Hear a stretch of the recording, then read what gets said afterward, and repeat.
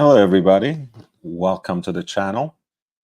Welcome to the Late Show. This is your host, Young Brando, live from Los Angeles. We're going to talk about watches tonight, and we are going to actually finish our coverage of the Sotheby's Paris auction that we were looking at last night on the live stream.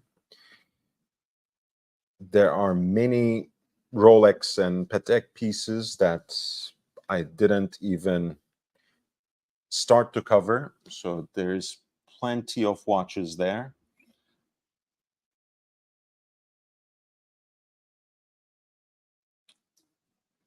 And beyond that, there's also, of course, some other auctions that we can look at, and most certainly other kinds of watch talk we can indulge in. If you're interested, as always, feel free to browse the auction that I'm looking at. I'm dropping the link in the chat. And if you have any other watch-related questions, of course, please don't hesitate. But if you want me to highlight any of the watches there, any of the watches, any of the lots that are listed there, feel free to send in the lot number and we'll go from there. As always, I'm going to start with some lifestyle shots and watch spotting from Instagram. You guys know overall that I get on these kicks, so sometimes the content is quite varied. Other times there's a certain obsession. It might be JLC back to back. It might be a bunch of vintage pieces, hype pieces, courtside shots. And today happens to be kind of a repeat in terms of this being a continuation from yesterday with Federer. You guys know Federer has been staying in LA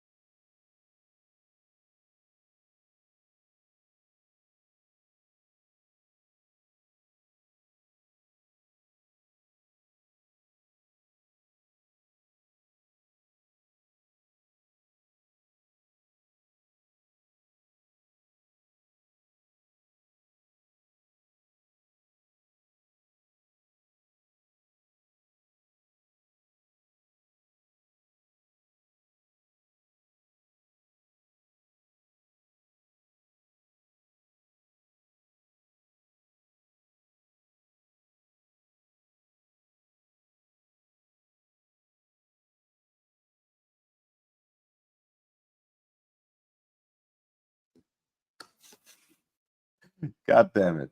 This always happens, especially when I feel like I'm actually getting things right and get onto this extended monologue, and somehow I'm kicked out of my own live stream. I don't know how that happened. I don't know when that happened. So I'll have to figure it out. But let's roll back the tape. Who cares, right? It's not like anyone is watching. So I was thinking recently about what it means to be an ambassador for a watch brand, and of course, when it comes to that particular role in association with the world of watches, Roger Federer and his association to Rolex has had a very sizable presence for us for quite some time, but almost for his entire career, which spanned 2 decades. And now that he's a couple of years into his retirement, it's really exciting to see Roger Federer still sticking with the brand, still remaining quite loyal to Rolex, but also making choices that seem just as intentional, but perhaps a little more personal. I shared these visuals with you just yesterday, but I think it was really fascinating to me when he appeared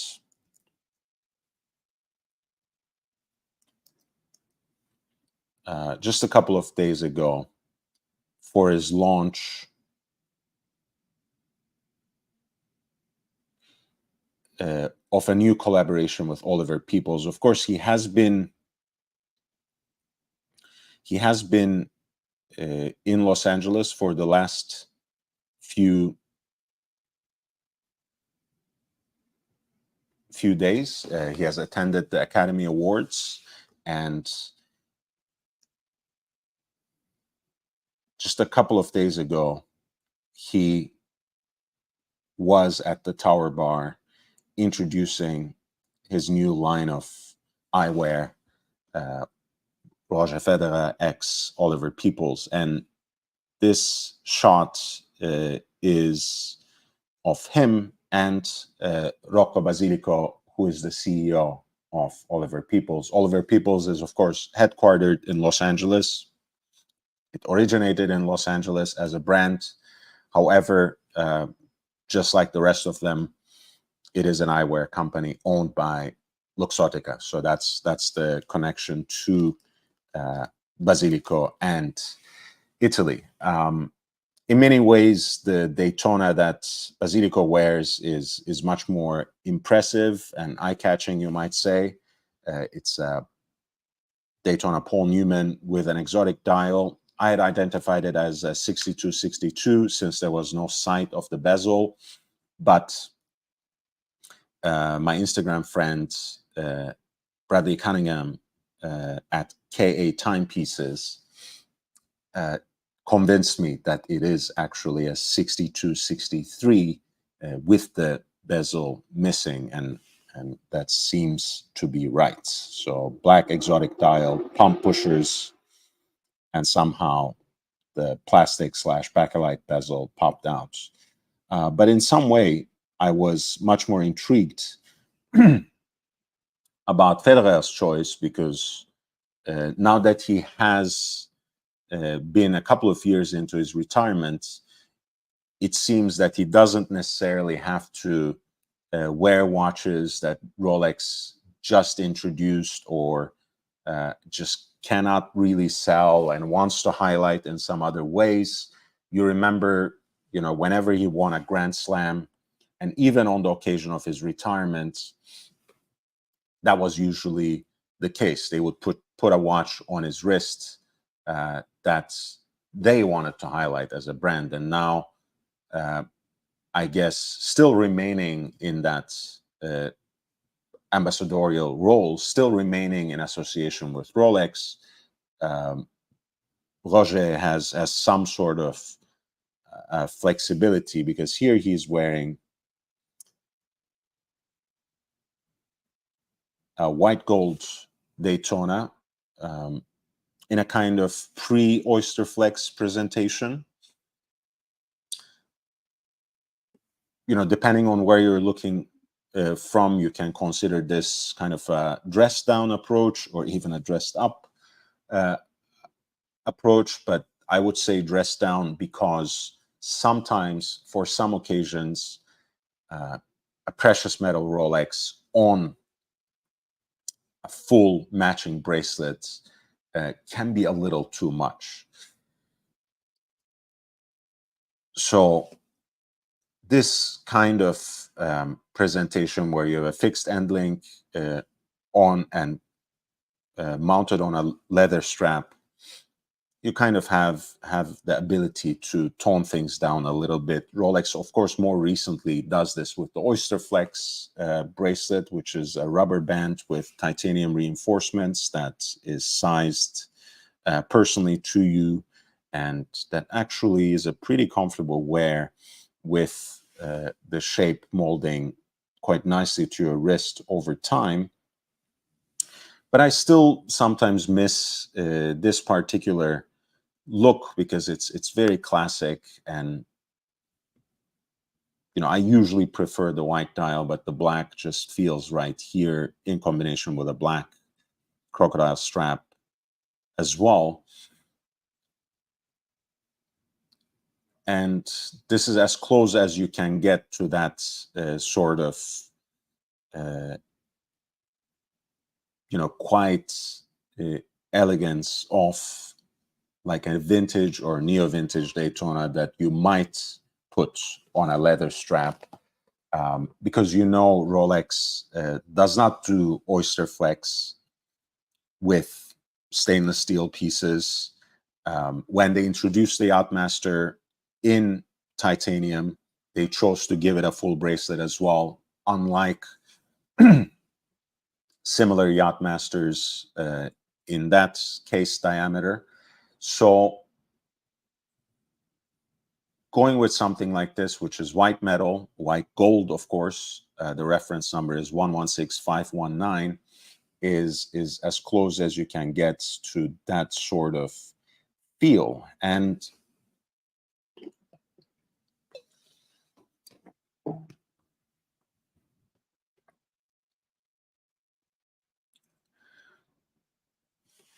I really like the fact that he went with this, because I think it shows something quite interesting about him as a person. When these kinds of choices become a little more personal, I think we can start telling something a little more intimate, something a little more interesting about a public personality. And I always enjoyed those moments. And make no mistake, I think in terms of how an ambassador fits with a brand, Federer was almost perfect anyways. But I'm really excited to observe him when he is a couple of years removed now from that sort of spotlight, and when he can really make his own choices, even as he remains loyal to the brand. And this is from a recent shoot with GQ. It is actually a pretty intimate conversation with Zach Baron, where Federer reflects on his life as a civilian 2 years into retirement from his illustrious career in tennis, his life as a mere mortal, so to speak. Of course, I'm exaggerating a little bit, because Federer, at least to me, will always remain the greatest of all time. Of course, on paper, you cannot argue with Novak Djokovic, and some might actually prefer Rafael Nadal for one reason or another. But for me, the kind of elegance, grace, and ease that Roger Federer embodied on courts was really something else. And I'm really happy to see him carrying that ethos into his life after the sport, after tennis as well. He's wearing one of his glasses from the collaboration with Oliver Peoples, and he's wearing also a white gold Yacht-Master 42, which again, you know, it's a great watch, but it's not part of a release cycle with Rolex. It's not necessarily something that has been pushed on him by the brands. Unlike, for example, the white gold perpetual 1908 may have been when he was attending the Academy Awards. And I like seeing that. I like the fact that he remains at once loyal, but perhaps a little more free and nonchalant in his relationship to his Rolexes. It would really hurt to see him wearing some other brand, though. I will have to admit that. That being said, we are going to look at some of the remaining pieces from the Sotheby's Paris Fine Watches auction. We have mostly left the Pateks and Rolexes for tonight. There are some other auctions that we can take a look at later. Pardon me. And then there's, of course, other watch talk that we can indulge in. In either case, please don't hesitate to direct any of your watch-related questions to me. You can use a super chat for that, or, and this is how we usually do the auction coverage, you can click the link I shared there. This was, by the way, that second shot with Federer. You can click the link to the auction lots that I share here, the Sotheby's link. And if you want me to highlight any of the particular watches, if you want me to dive in with historical and horological detail into any one of them, please feel free. Please feel free to interrupt.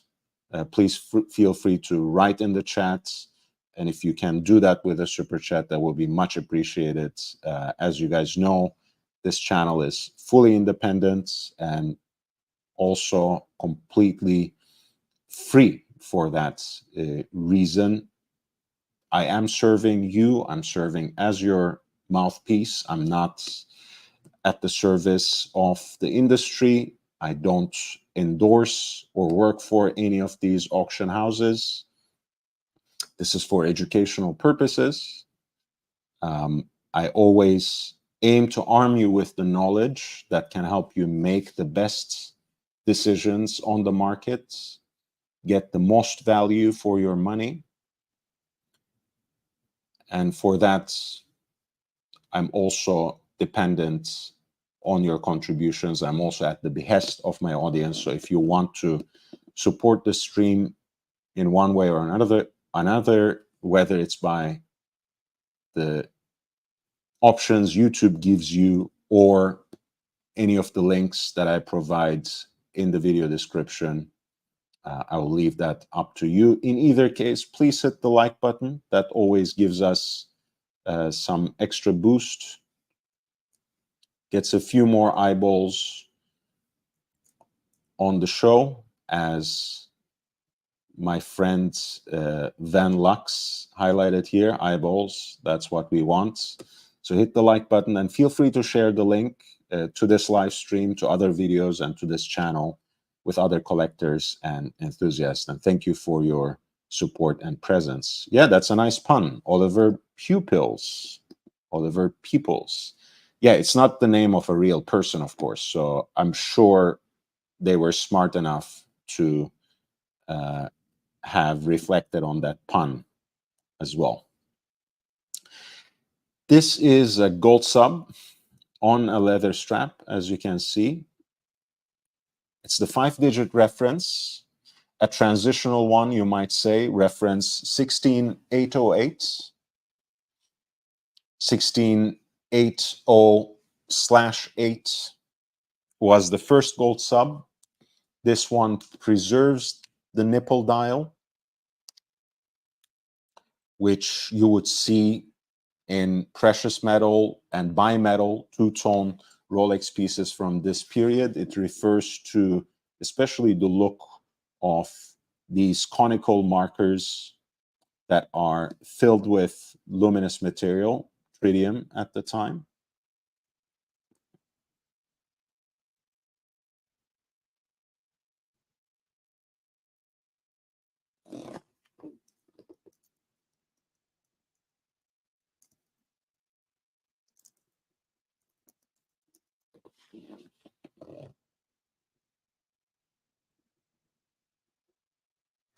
This piece is from around 1981.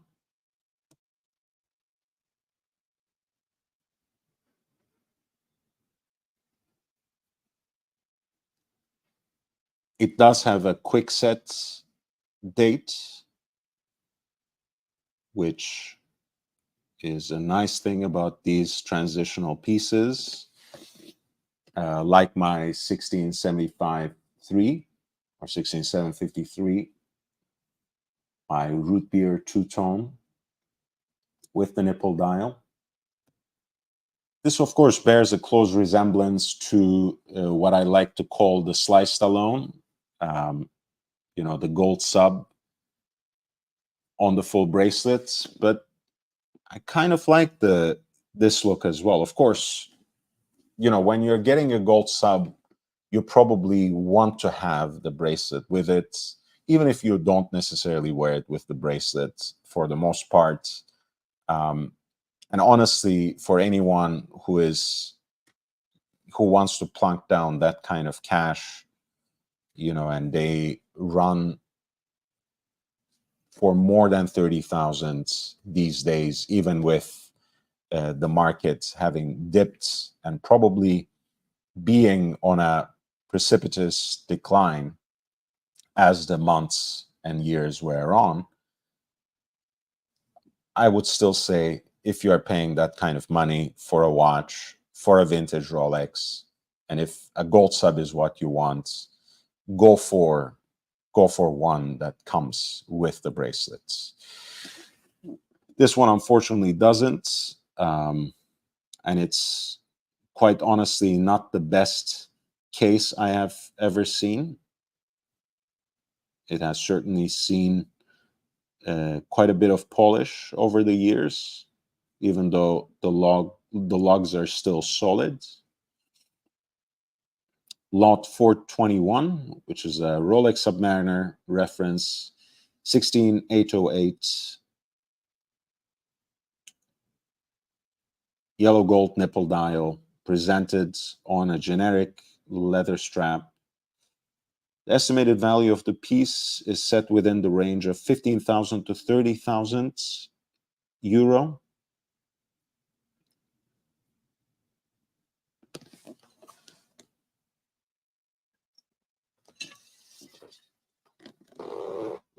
That being said, the piece is currently being bid at 13,000 US dollars. Again, compared to the 4 digits, first gen, so to speak, gold subs, this piece has a quick set date, thanks to the updated movements, and 300 meters of water resistance rather than 200.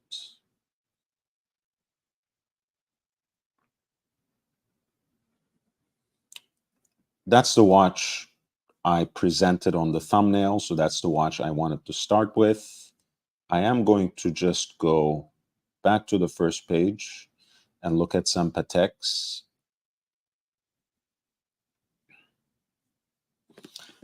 Green dials were for a while, I think, all the rage. You know, it became the new blue, so to speak.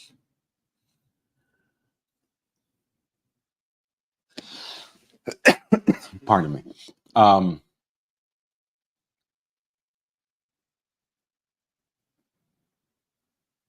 Along with salmon copper tones, of course, which have become a really popular shade for dials of maybe dressier, more highbrow pieces as well. We will see what the hype color marketing departments will try to push in this Watches and Wonders, but this particular version of the Patek Philippe perpetual calendar chronograph with fumé green dial was quite popular when it was presented 2 years ago at Watches and Wonders. Of course, the 5270 has been presented already more than a decade ago, I believe in 2011. It replaced the 5970 and therefore also served as the introduction of the perpetual calendar that was built on the base of Patek's in-house chronograph movements, hand wound, CH29, that replaced the Nouvelle Lemania CH27 that was at the core of generations of perpetual calendar chronographs, and also other solo two-register chronographs by Patek as well, of which the 5070 remains an important example. The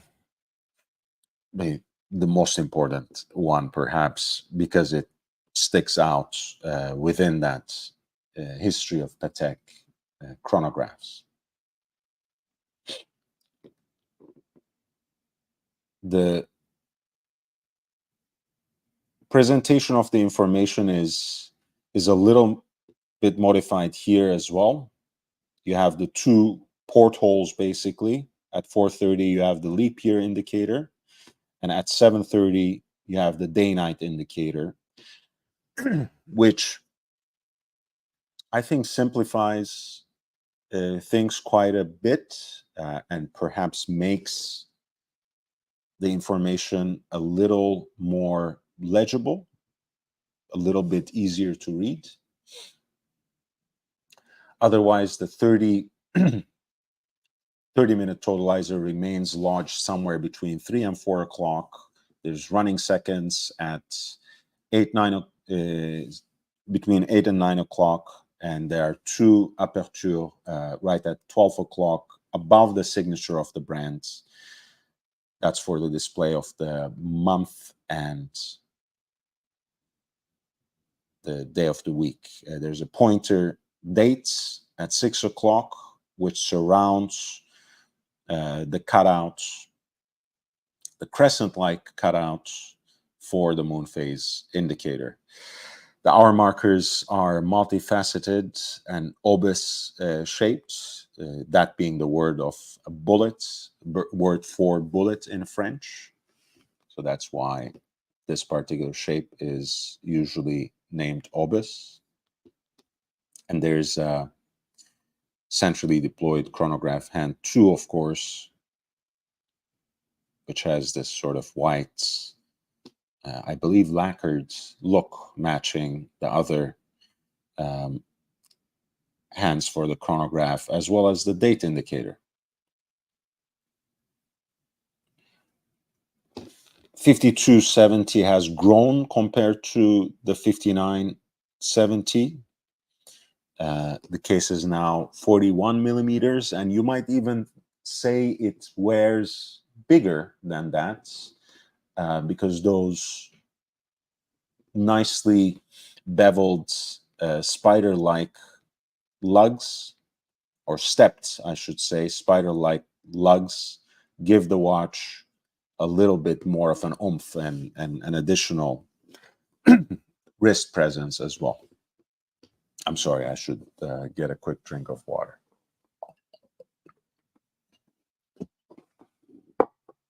This is a piece in platinum, so you're looking at the 5270P-014 for that fumé green dial. And here's a look at the CH29-535 PSQ.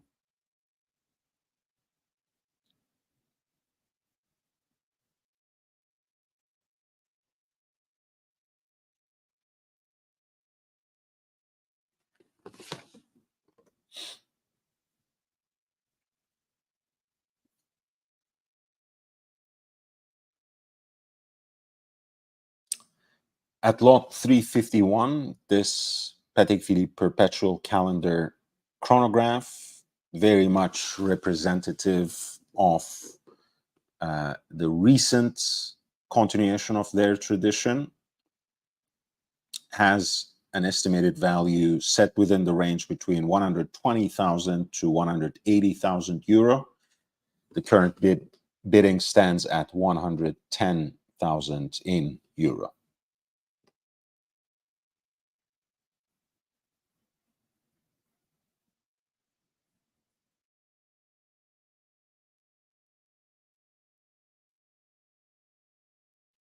For something a little more classical, you could go with a 50-50J.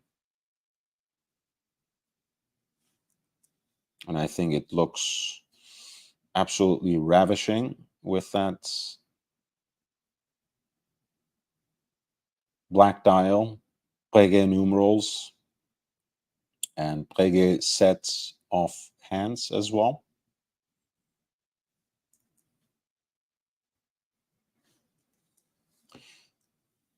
The 50-50 has more of a traditional Calatrava case that scales right under 36 millimeters as well. So very traditionally sized and proportioned.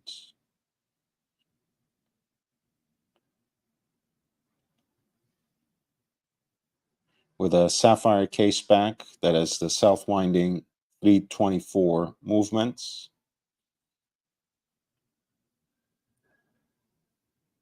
Of course, this is a perpetual calendar, pure and simple, but it has a nice trick up its sleeve, which is the retrograde date hand. The date is indicated on a scale that forms a downward facing crescent, mostly in the upper half of the dial.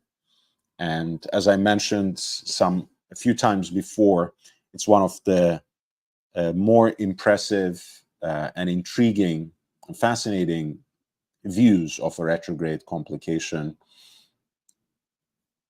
because you get to see at that midnight that ties you in with the first of a new month, not only the day and the month flipping to the next one through those openings, but also the hand snapping back to the first of the month. At 9 o'clock, there's an opening for the day of the week. At 3 o'clock for the month, and right above the signature at 12 o'clock, there is an opening for the leap year indicator. The moon phase is at 6 o'clock. This is a 50-50J in 18 carats yellow gold, therefore, with its box and papers, perpetual calendar with a retrograde date indicator at lot 330, The starting bid stands at 60,000 euro, and the pre-auction estimate was 60,000 to 120,000 euro. My friend Mikey, thank you so much. $2. I appreciate you, man. Thank you, thank you, thank you.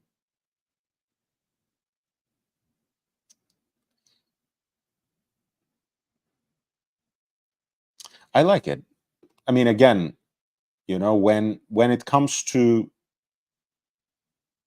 a gold sub, you know, if you want to get a vintage or a neo vintage gold sub, of course you should shoot for a model that comes on the bracelet and that comes hopefully on a tight bracelet. And you know, that's one of the thorns of the rose we call vintage Rolex. The bracelets loosen up, get a little bit jingly jangly, especially with the Jubilee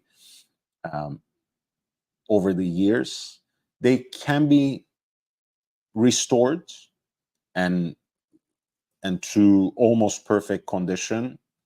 Like people like Michael Young in Hong Kong do a great job. And they're not the only ones, but I have already had a positive experience with them for my 5513 for the original riveted oyster bracelets. So I will always continue recommending them. But yes, if you're plunking down that much cash for this kind of watch, why not get as close to perfect as you can?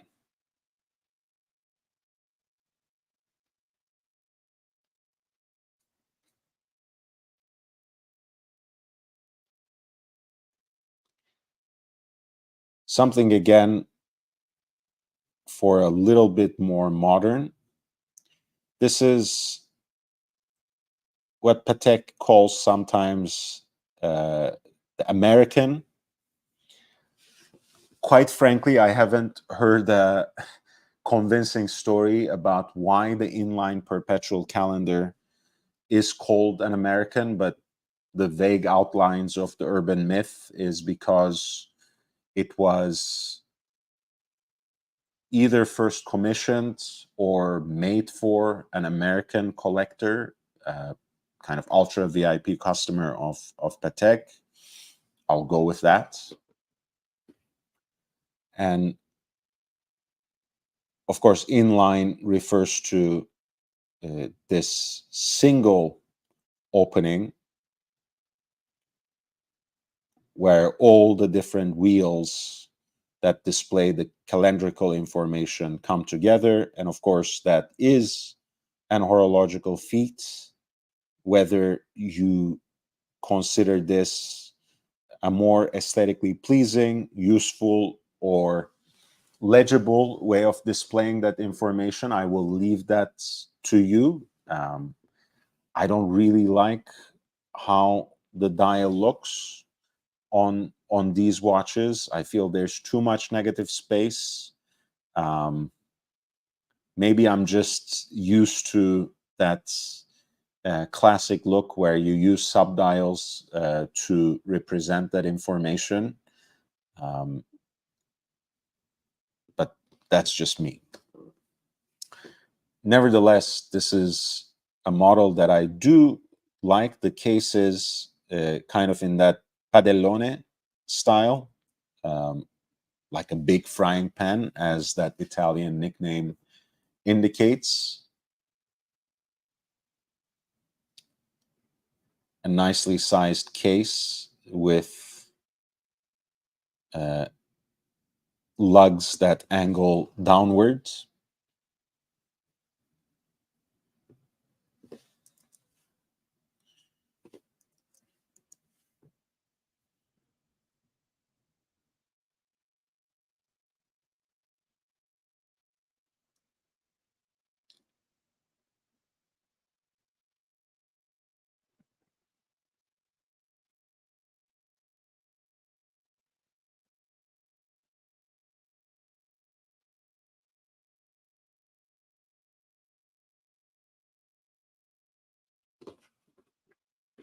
This particular piece was introduced in 2020 and is exclusively in platinum, reference 5236P.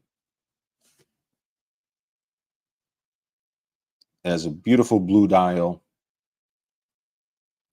and a new generation micro rotor movement,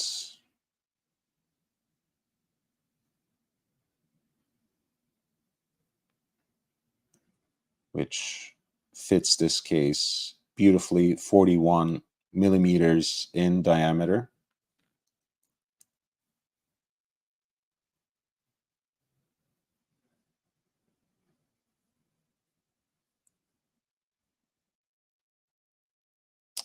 This is practically a, I mean, it is a full set. Box papers, product literature, the leather bifold wallet, and even the outer packaging as well. As you can see here.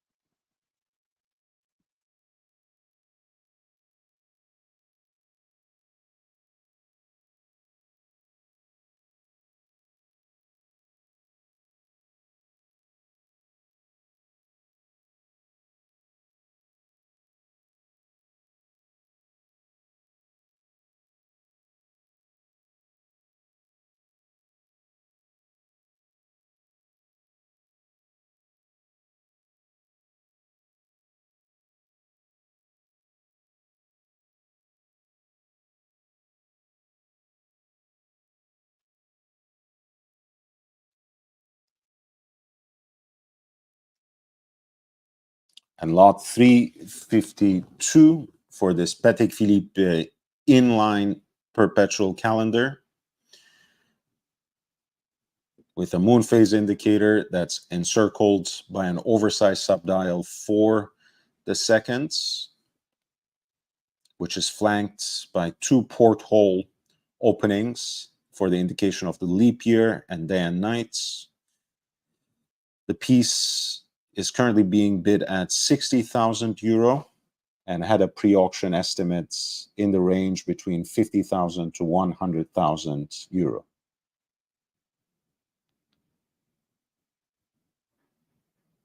Thank you so much. That was already a bid, Mikey. I hope you are not gone yet, but for the sub, there was already that one bid, and it had met the reserve. So who knows? It closes in the morning of March 28th for me, which will be, I don't exactly remember. I don't think I even know where you're located in the US, but the lot closes on March 28th, 7:12 Pacific Daylight Savings Time, AM. Hey, Patek Chris, nice to see you, man. Thanks for dropping by and saying hi.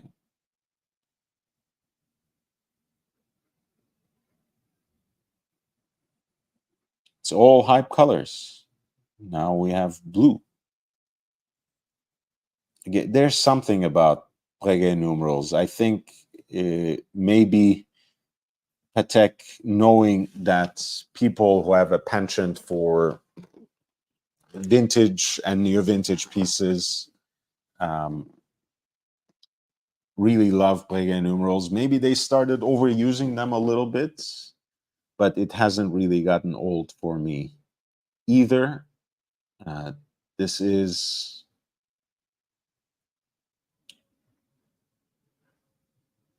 the reference 5327, which replaced the 5140, which had itself replaced the 3940, which remains one of the most iconic and vintage examples of Patek Philippe perpetual calendar.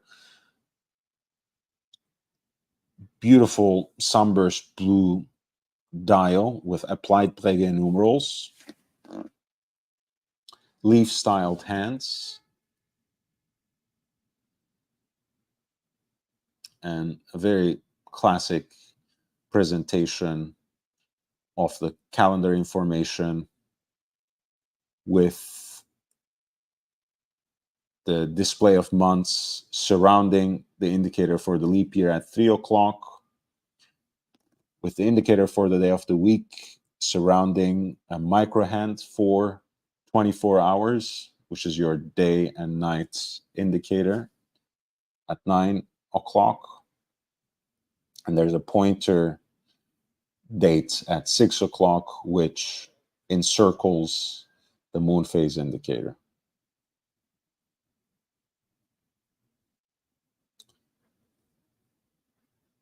This is, of course, a very modern dress watch, but it's also relatively conservatively sized at 39 millimeters in diameter. And the fact that it has, of course, micro rotor movements helps it remain rather slender, relatively sleek at 9.71 millimeters in thickness. This particular example does come with the product literature, certificate of origin, the leather bifold wallets, a tag, the pin pusher for calendar corrections in matching white gold, and a solid white gold case back if you just want to heft and don't necessarily care about the exhibition case back. At any rate, it gives you the option. And apparently the presentation box is included too, although it is not included in those pictures. There's also apparently a travel pouch and outer packaging for everything as well, and even a winder. This is the 5227G, blue dial on a matching classic alligator strap, and an 18-karat white gold deployant buckle with the Calatrava cross.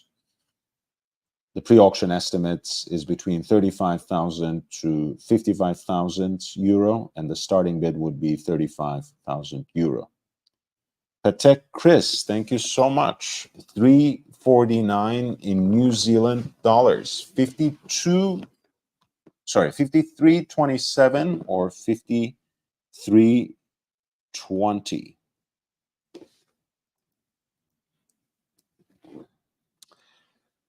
I'm not sure if I have a strong opinion on this, but it does probably, I think my conservative side will come out on this eventually, because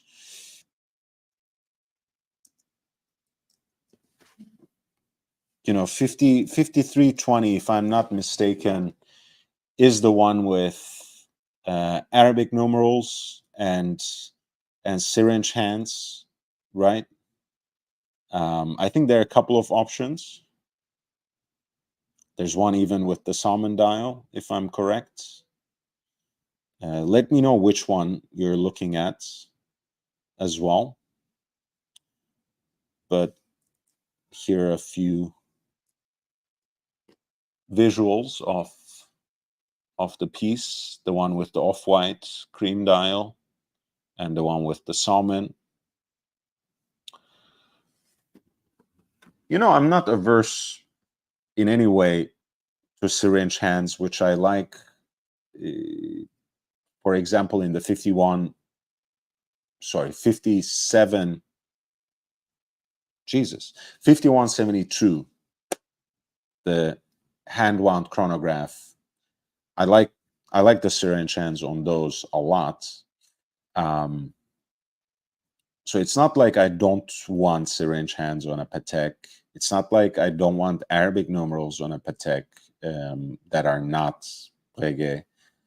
But I did just mention that I personally prefer the information presented on subdials. Now, my eyes are still okay, but I've always thought that it's easier to read when the calendar information is on subdials. I know that the 5320 simplifies things in another way by removing the subdials and making the leap year and day-night indicators very easy to perceive and quick to read by using those punctures in the lower half of the dial or lower third of the dial even. But overall, that's mostly a convenience when you are resetting or simply setting your calendar, your watch. I would rather be able to read things at a glance. And for me, the subdials help a lot. Much as I like what I'm wearing now, which is Universal Genève, and which has openings for the month and day of the week, and a pointer date, which is quite small, that encircles the moon phase at 12 o'clock. Patek Chris says, I don't like the current 5320G. I'm hoping for a new iteration. That's fair. That's fair. Would prefer the 5496.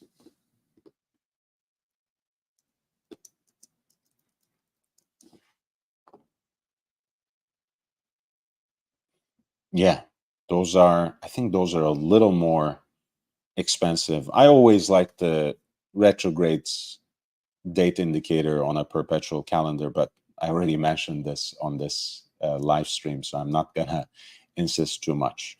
You trade off the micro rotor in 5327 versus running seconds on 5320.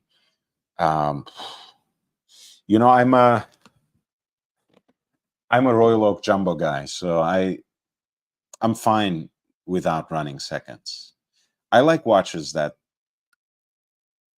if this were a chronograph, I would run the seconds hand all the time. That's how I wear any chronograph watch I have, whether it's my Breguet Type 20, whether it's my Universal Genève Tri-Compacts, whether it's my Lemania, I have to keep it running. Okay, so I will admit as much. I like seconds hands as well. On the other hand, I am not really dying to have it on every single watch either. Like my Danny Roth Premier Retrograde, for example, the one that has a retrograde hour hand that doesn't have a seconds hand, even though Danny Roth had designed that as a wristwatch first with the subdial serving as small seconds. It was adapted to use that for a pointer date instead. And I think it's fine. There's, I guess, a little bit of anxiety at the beginning when you are setting your watch and winding it a little bit. But if you want to calm yourself down, you can just put it against your ear. And that sound, as you know, is therapeutic. And I know you are mostly talking about the visual aspect of it, not the metaphysical, like I have been harping on here. but you know what I mean. But if you prefer the aperture style, yeah, just maybe you just wait for a new one, or for a new generation even.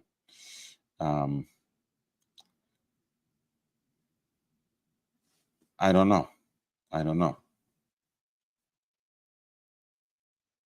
Oh, sorry. Pardon me. I got a little bit. No. I got it right. Sorry. I was confused for a second.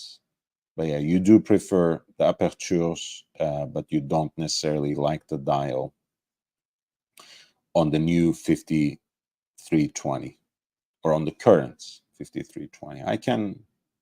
I respect that. But yeah, my personal tastes, I would go with 5327, but I have the exact opposite preference as you. I like the conservative look of this particular model.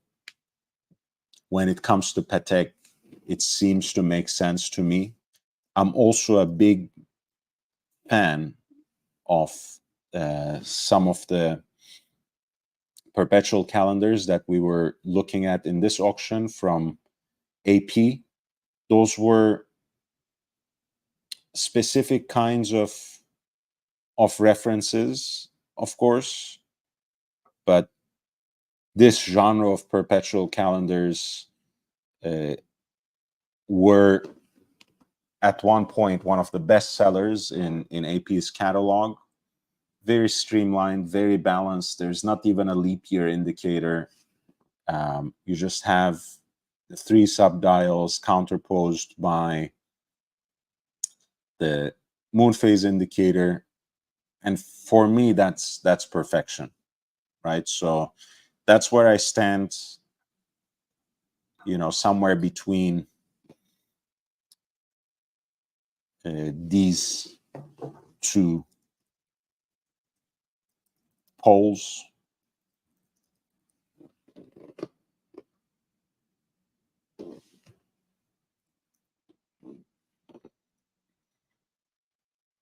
For me, between the Patek 2497 and AP 5516, which are the originals, or the more serially produced versions, which would be AP's 5548. Much more in line with Patek's 3970.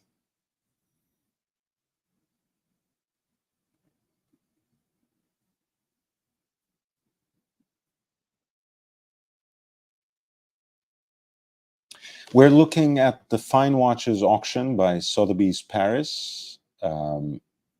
These lots are mostly going to close with 1-minute intervals on March 28th in the AM for us in North America. So keep that in mind.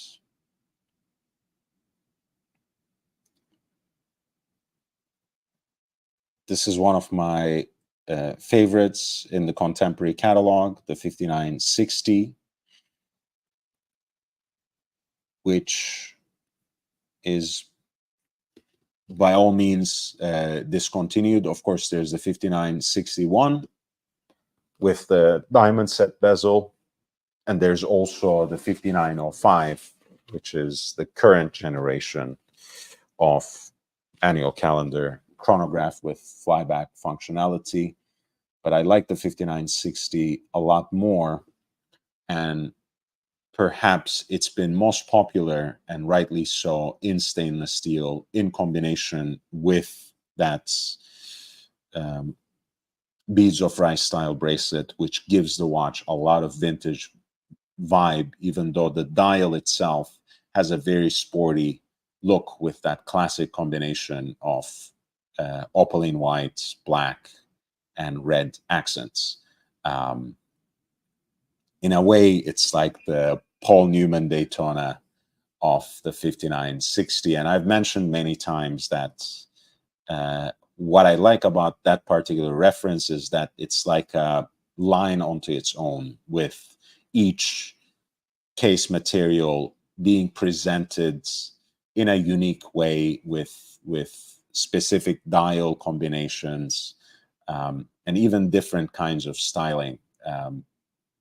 There's also some limited editions and special runs of this particular model. The black dial itself is quite rare, having been only produced for 1 year. The white dial is easier to come by.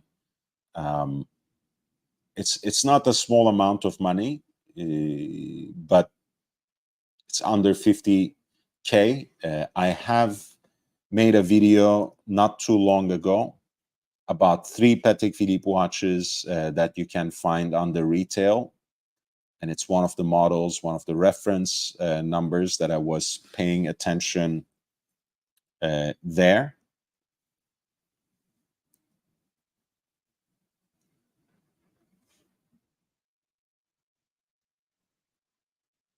And again, it's no small amount of money, but I think you get a lot of watch for it. Hey, Basil. Lovely to see you, man. And I appreciate that you are here as well. And 54.96 is a no-go, as I only buy PP through my authorized dealer. I respect that. I don't have any such relationships with authorized dealers. So I exclusively use the secondary markets. So I have other concerns, of course, but not that particular issue you have, which means that you would rather nurture your current relationship with your authorized dealer rather than buying a model that you might actually like from the secondary markets. And here is a link to my video on 3 Pateks under retail for those of you who are not committed to a specific Patek authorized dealer. Patek Chris says, was at Tiffany, New York last Christmas and saw the 5961R that Jay-Z wore at some events this year. Was it the Grammys?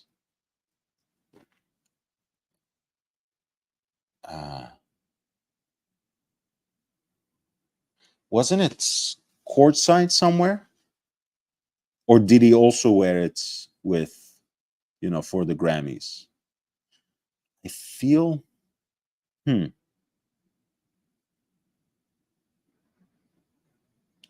no, you're right. You're right. He wore it to a Lakers game, but then he wore it to the Grammys as well when he was accepting an award with his daughter by his side. Yeah, you're absolutely right. Patek says, this is such a thoughtful channel. YB, the antithesis of watch YouTube channels in a way. Thank you.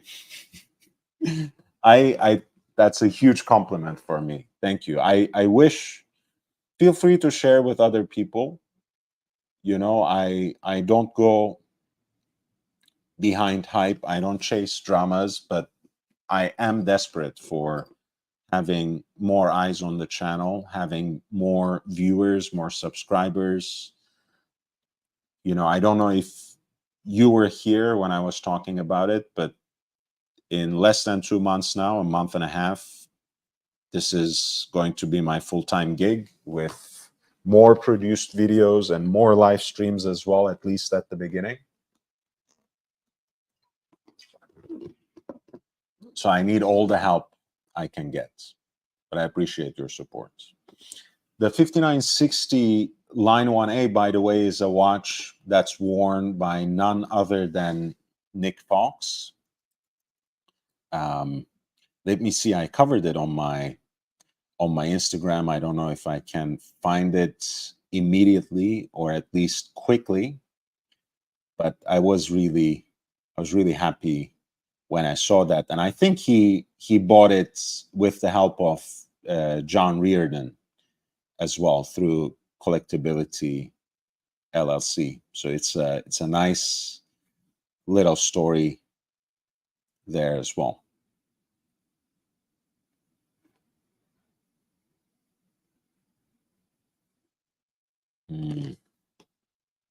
Let's see, I'm almost there.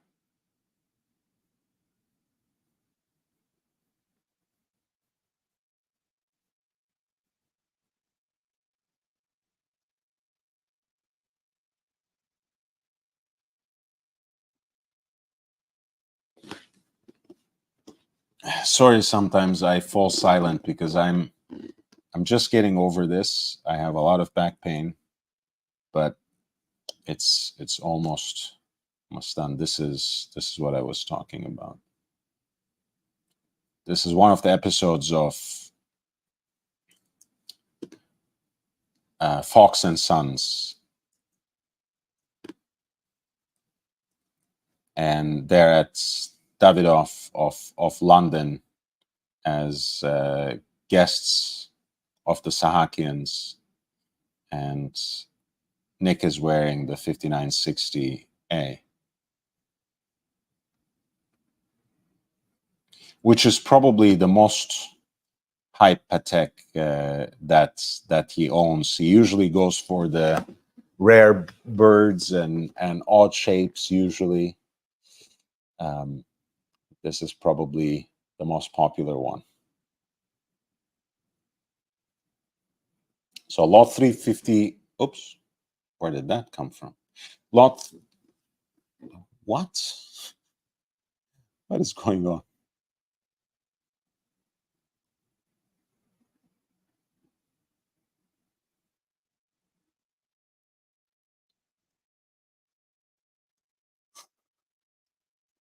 My bad, guys. And I've been doing this for more than 3 years, so you can see how fast of a learner I am.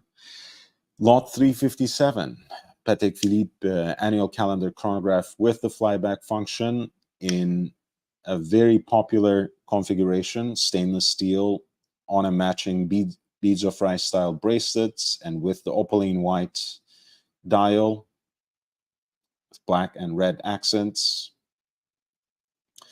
As you guys know, this is the platform in which Patek introduced their self-winding integrated in-house chronograph movement with flyback functionality. So you have a modern column wheel vertical clutch chronograph, which means that you can use the centrally deployed chronograph seconds hand as you're running seconds. You can just leave it running without worrying about adding any sort of extra friction to the movements, added wear and tear or anything like that.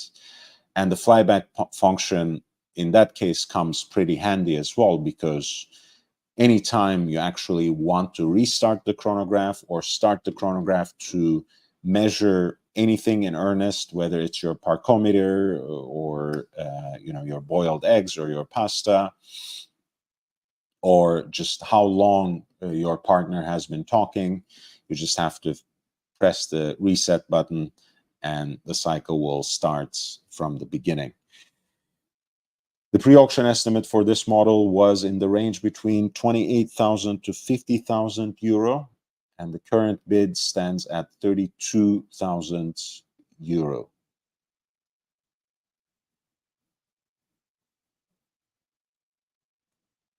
Please hit the like button in the meanwhile. That's really helps.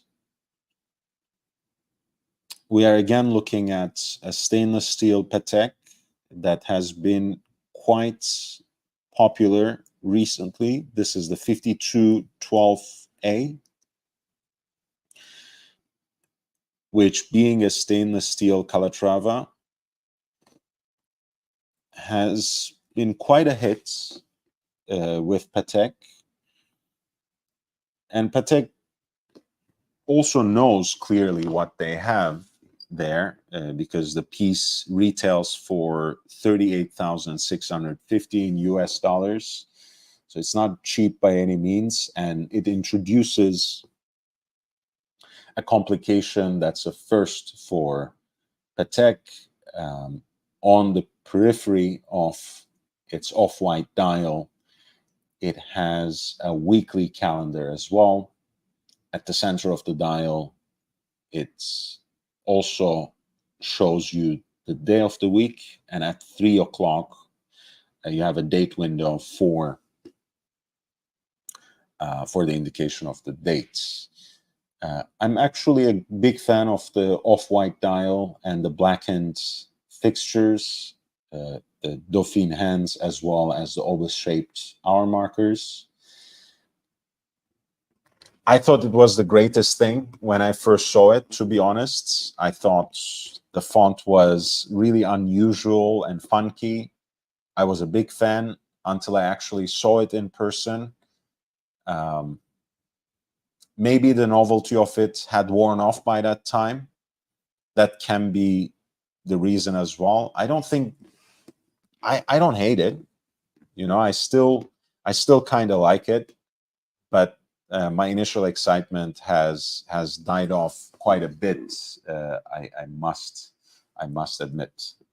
But it's still a very interesting watch. I think it has a beautiful case as well. I like the fact that they matched it with a rather casual tan calf leather skin strap with, pardon me, with contrast stitching.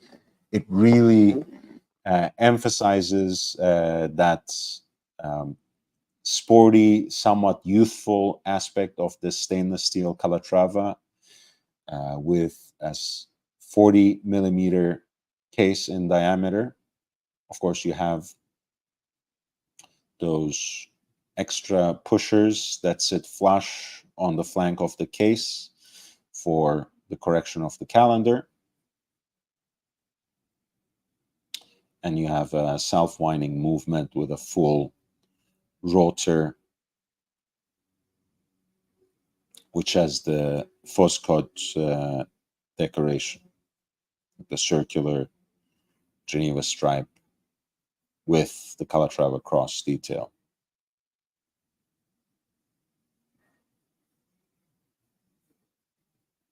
Of course, this piece comes with the full set of its accessories, being relatively recent. At lot 360, it is being bid at 22,000 euro. And the estimated value of the watch was set in the range between 20,000 to 40,000 in euro.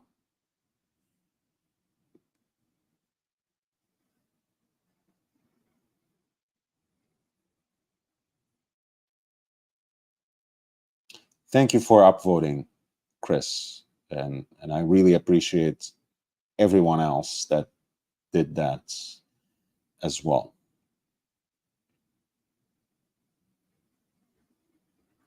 363 is an original Patek Philippe Nautilus Jumbo, the reference 3700, as the maestro has envisioned it, as he has designed it, as Gérard Jantin intended it. And it also contains a detail, as you can see, that is very desirable, quite aspirational by a lot of Patek Philippe collectors, especially in the category of vintage pieces. This is from 1980, and it has the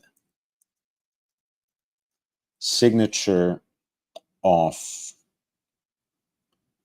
the esteemed jewelry house from Luzern, Gubelin, which of course, along with Bayer, has been quite instrumental in popularizing a lot of Swiss watchmakers, not only in Switzerland, but also in especially German-speaking European countries, right? Bayer being based in Zurich and Gübelin being based in Luzern. The classic black and blue ribbed dial, the symmetrical porthole case with the old big ears, and of course, stainless steel on the stainless steel bracelets, unencumbered by an exhibition case back. It's also delightfully thin at only 7.6 millimeters, which makes the wearing of 3700s a much more intimate, you might say, an experience compared to the 5711. And it does actually come with one of those cork boxes in which the stainless steel Patek Philippe Nautiluses were initially presented. And an extract from the Patek archives also follows it. And look at that, right? Who would believe it? Who would believe it? It's basically, well, stood on the shelves at least for more than a year, right? Manufactured in 1980 and sold at the end of the third month of 1982. And at Gübelin too, right? Not in some backwater town in a small country. This is lot 363 with an estimated value that is set in the range between 60,000 to 100,000 euro. And it is currently being bid at 75,000 euro with less than 12 days to go on the clock. Right next to it, there's a relatively modern jumbo with the reference that was introduced in the 30th or on the 30th anniversary of the original design in 2006.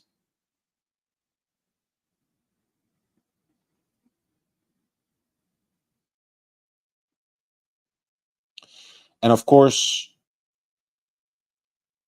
this is presented in a certain way as well, as you can see, as Geneva Seal, because the first series from 2006 to 2009, which is a year that marks the transition of Patek from using the hallmark of Geneva for certifying the horological and artisanal standards of their watches to their own Patek Philippe seal. So for some collectors, the pre-2009 models that still carry that hallmark of Geneva on their movements, which I'm kind of disappointed by their photography here, because if you're marking the watch that way, why not give us a nice view of the case back where we could see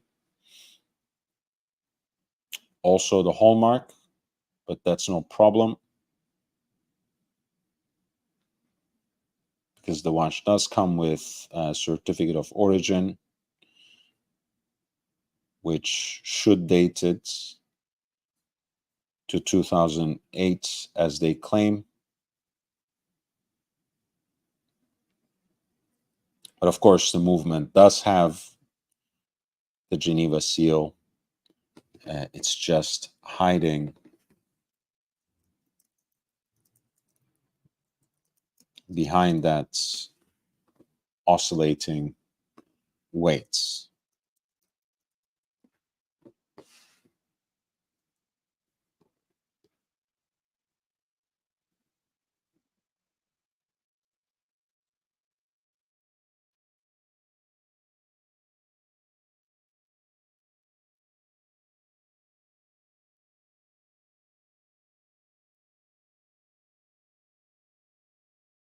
Patek Chris kind of went through my emotional turmoil, perhaps. I liked it at first when it comes to the weekly calendar, stainless steel Calatrava, 5212. Then tried it at a Patek Philippe event, didn't like it. Now I like it a lot more, and I'm considering buying it. Maybe, yeah. Sometimes it happens like that. But yeah, this is an interesting example as well. Perhaps not as storied and intriguing and collectible as the neighboring lot 363 for the Gubelin signed original jumbo, but belonging to that initial period of production where they still had the hallmark of Geneva. This 5711 line 1A can also be quite desirable to some collectors. That being said, no one pulled the trigger yet, so the starting bid would be 60,000 euro, and the estimated value stands between that amount and 100,000 in euro.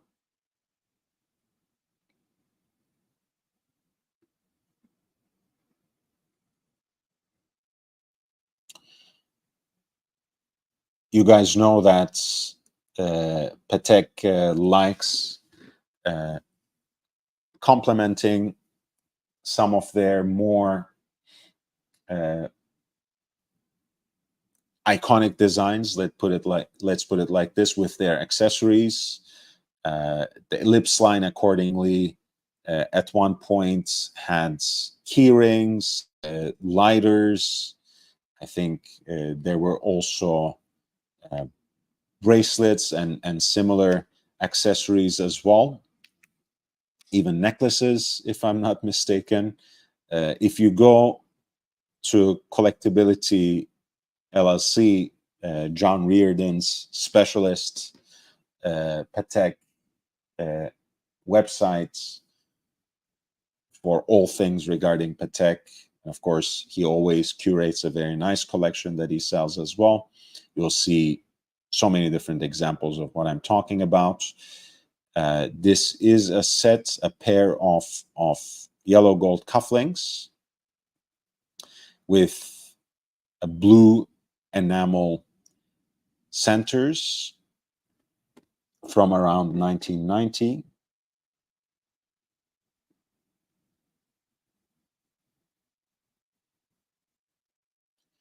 I just wish they were more properly double-sided.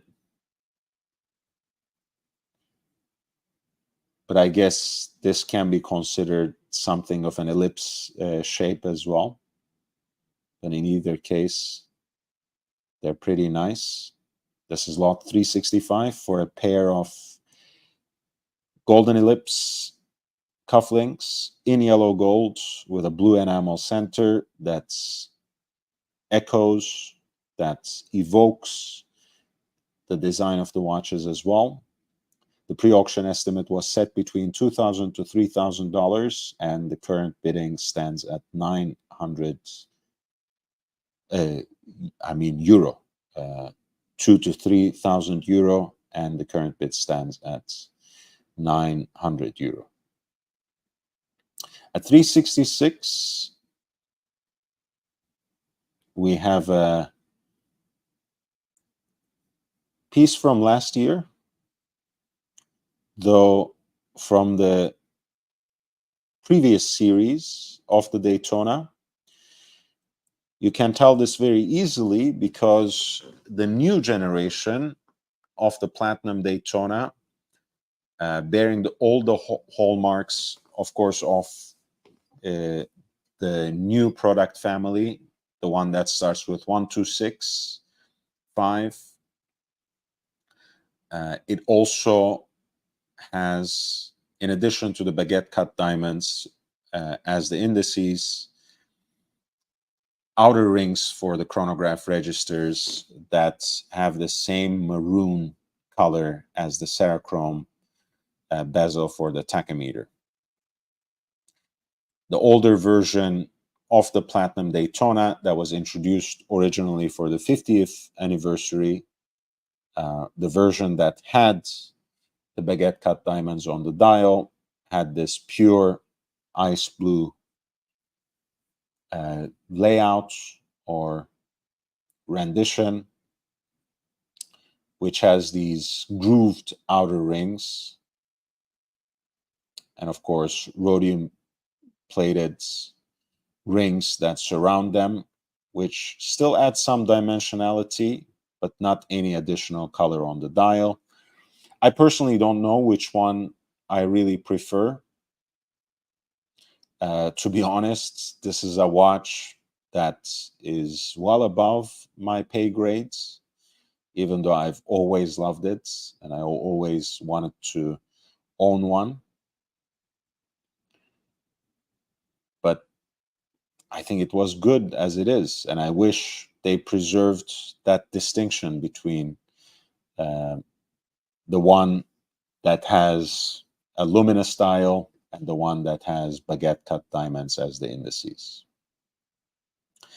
This is lot 366 for the Rolex Platona, reference 116506 from last year, which testifies to the fact that even after the introduction of the new range, the dealers continued to get the old line as well, which they have sold to a customer of theirs who has turned around and flipped it on an auction. It's the same practice, by the way, right? You know, just because you are selling it with an international auction house doesn't mean you are not flipping.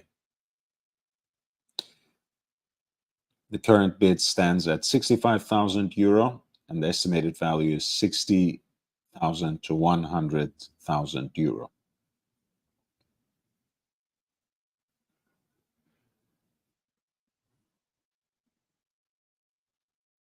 At 368, you have an example of what remains my favorite generation of the self-winding Daytonas. The Zenith generation, the 5-digit reference that introduced an automatic movement to Rolex's iconic sports chronograph. The 16520, which had the movement that was built on Zenith caliber 400s, which is Rolex caliber 4030, ostensibly with improved shock protection. Of course, the date indicator is eliminated and the beat rate is reduced to 4 hertz from 5 hertz as well, among other things. This is, of course, an example of it in 18 karat yellow gold from around 1995. So kind of mid-production cycle. I really like these versions, the 16528 with a black dial, but with a champagne dial too. It has this sort of pared back minimalist aesthetic with the black outer rings, adding a subtle and elegant touch. And one of the reasons I like about the caliber 4030 that's used in this watch is the perfect symmetry it generates on the dial layout as well. The 2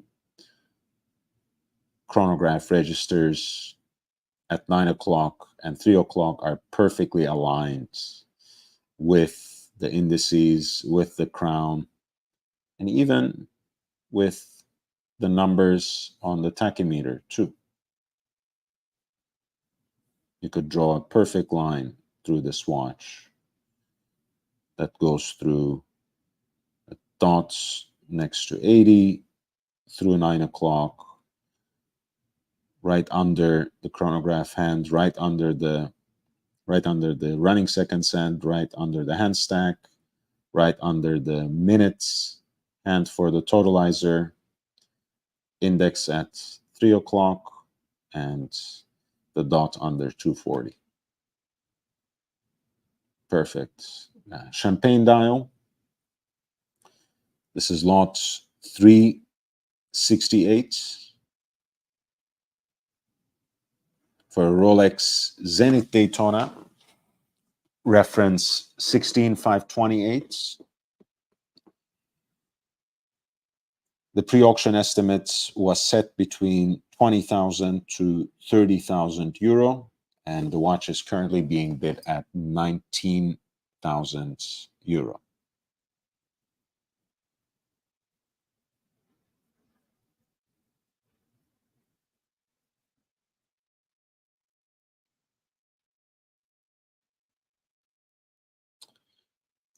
Earlier, when I was looking at the 116519 that Roger Federer was wearing, and when we were talking about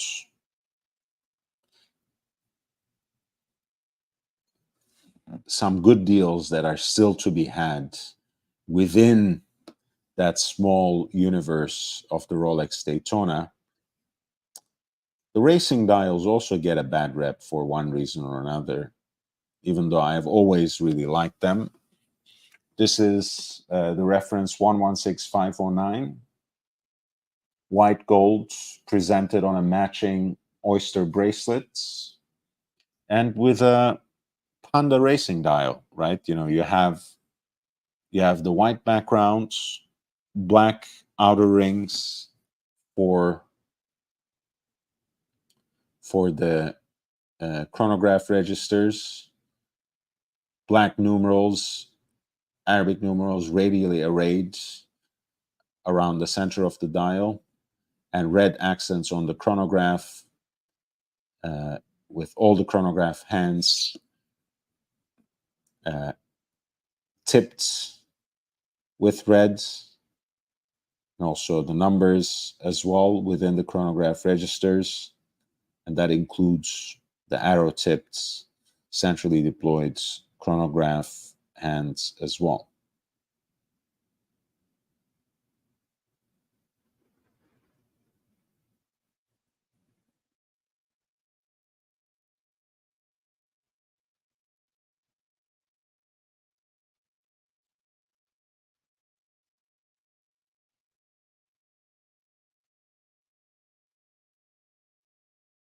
Of course, the tachymeter bezel here is in matching material, so in white gold as well.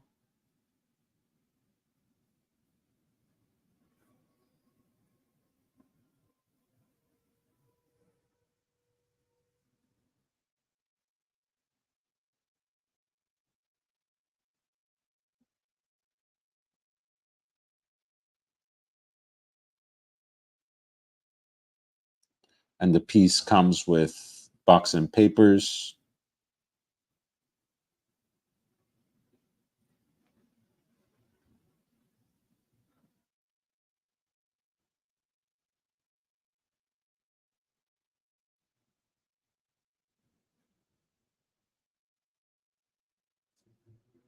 And the current bid stands at 20,000 euro, with the pre-auction estimate set between 17,000 to 30,000 euro.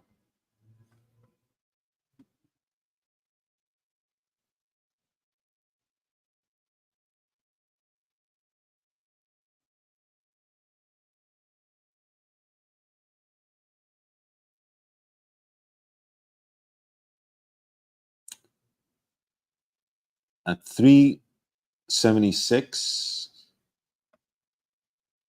we have a yellow gold piece, which has a presentation that we were talking about with the fixed end links and on a leather strap. Of course, this being a yellow gold piece, it also has a matching déployant clasp in yellow gold. It does have an opaline white dial with black outer rings, and here it has Arabic numerals in a more traditional layout, because this is the 5-digit reference. So 16518, that is powered by the movements, by the caliber 4030 that was built on the Zenith and Primero base. I think that red strap is a great complement to the yellow gold case. This is a piece that I believe arrives naked, so to speak. So no box, papers, or any documents to speak of.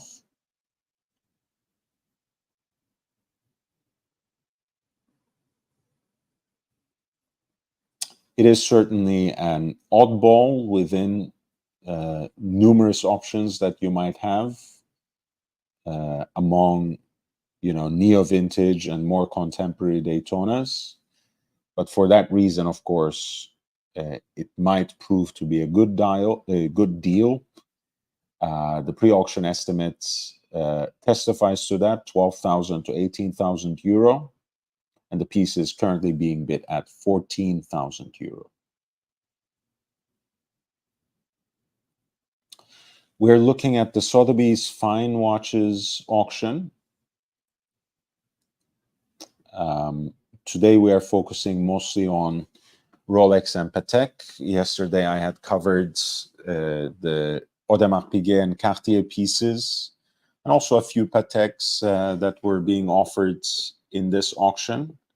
In either case, feel free to direct my attention to any of the watches. I've just sent in the link to the chat.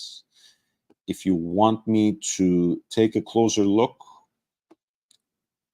at any of these watches, if you want to highlight any one of them, please feel free to send in the lot number with a super chat, and I will be more than happy to direct my attention there and provide lots of historical and horological detail. In either case, feel free to send in any other watch-related questions you might have, and sending it in the form of a super chat is the best way of attracting my attention.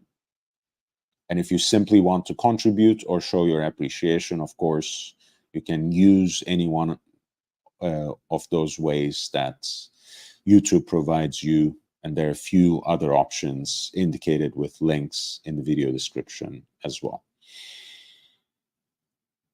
You're looking at mid-century Patek Philippe chronograph in pink gold. This is the reference 533. The piece was made in 1952 and sold on May 14th of 1953. This is testified by the archival extract that accompanies this lot.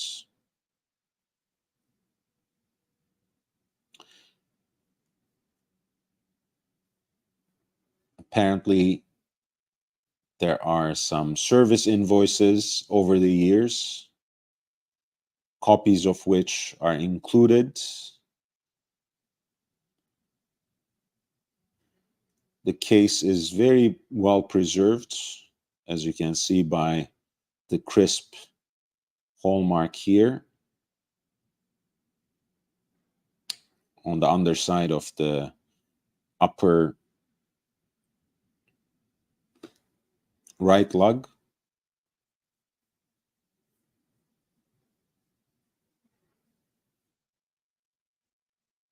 Beautiful pink gold case and a silvered white dial. Roman numerals at 12 and 6, which are accompanied by classic stick markers, pencil-styled hands. The running seconds the running seconds hand matches the rest of the dial fixture in gold at 9 o'clock, but the chronograph hands, including the minute indicator at 3 o'clock and the centrally deployed chronograph seconds hands, are fashioned out of stainless steel and heat blued.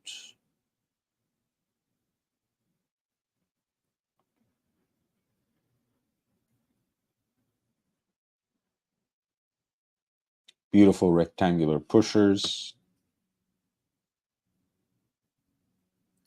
The watch is 33 millimeters, so this is a gentleman's chronograph, a very dressy chronograph, even though it has certain elements of it that make it, I think, a very cool,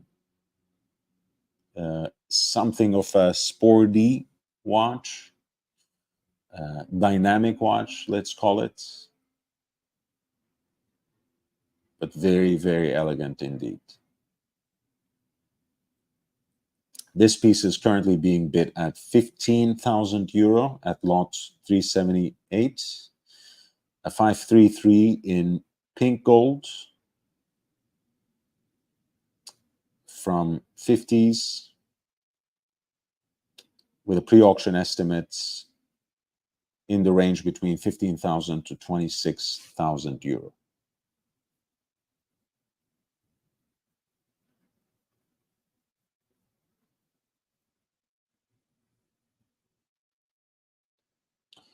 Lot 377 is what one calls a pre-Daytona, which is a pretty generic, pretty broadly applied term to many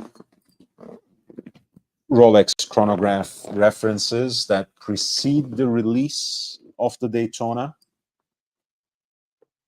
Although I have to say it's mostly used for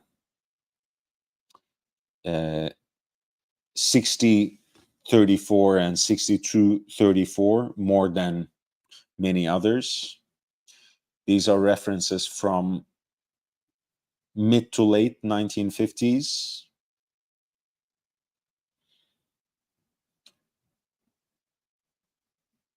Screwed down with screwed down case backs, and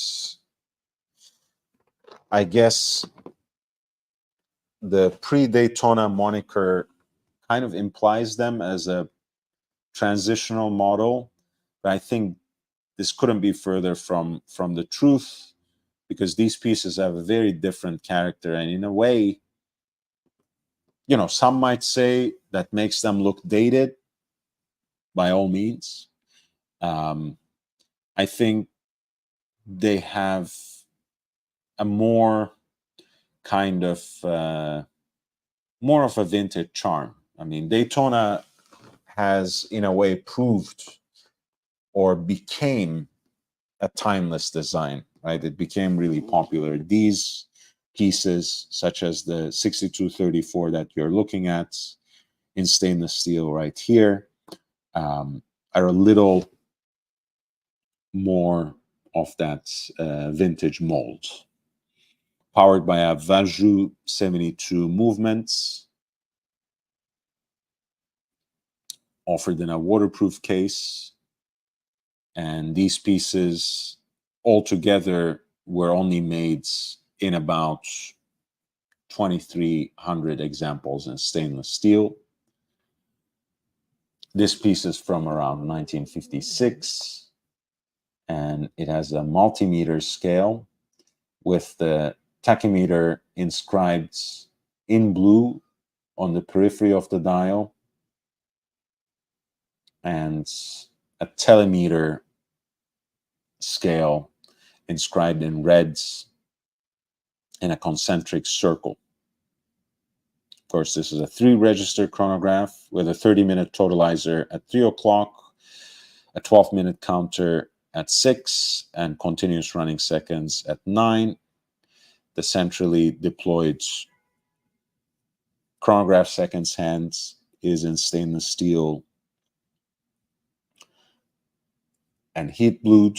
The rest of the dial fixtures, including the hands, the arrow-shaped markers, and the single Arabic numeral at 12 o'clock, are golden.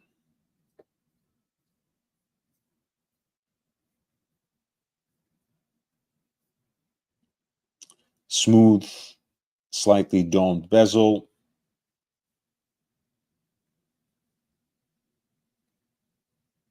Matched with a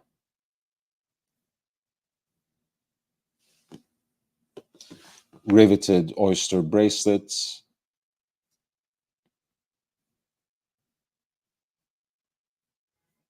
Actually, it's just a smooth bezel.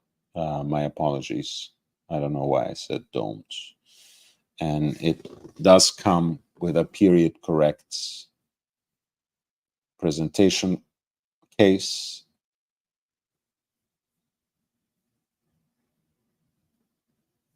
This is lot 377 for a Rolex chronograph, reference 6234, in stainless steel, an example of the so-called pre-Daytona from the late 50s.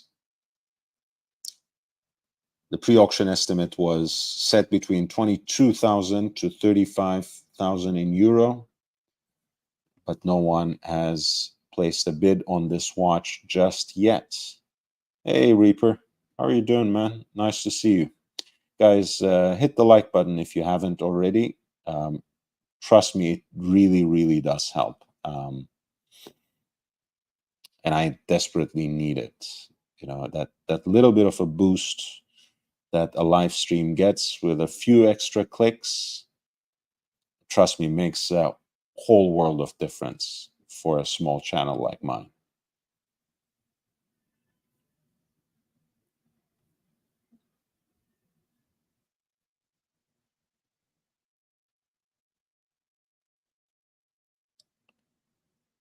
A beautiful classic Calatrava, reference 96. In many ways, this is the classic reference that people have such a high estimation for. Of course, it is a truly vintage watch, has a lot of cool and distinctive elements, but obviously only 30.5 millimeters in diameter. So it's very diminutive, very discreet.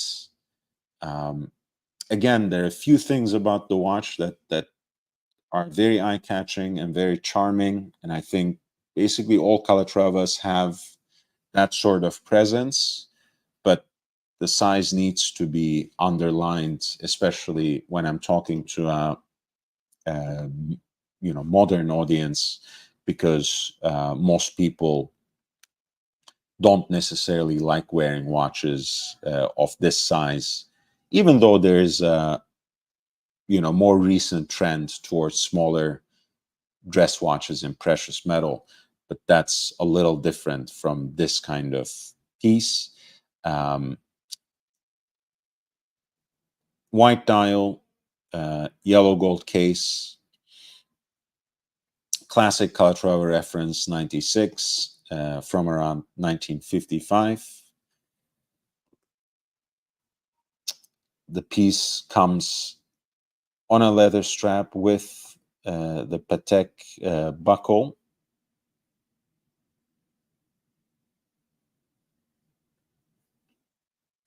It is inscribed on the back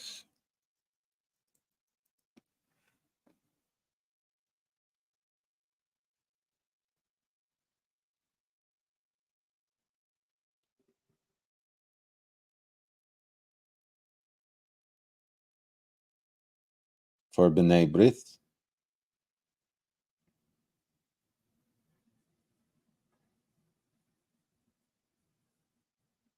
which is a long-standing Jewish cultural organization. The hallmarks are still somewhat legible, and so is the engraving. So it's a relatively well-preserved case. Not the perfect one that, not the best one that I've ever seen, but certainly quite nice for its age. I've always liked the slightly oversized crowns on these pieces. And of course, the dial has some oxidization on it, but nothing too unpleasant. I also like the sector style subsidiary dial for the small seconds at 6. And I've always loved the counterplay between Dauphine hands and the obus-shaped markers, and the so-called pearled track, which, of course, is made of polished gold beads for the minute track. The estimated value for this piece at lot 380 was set between 5,000 to 8,000 euro, and the current bid stands at 4,800 euro.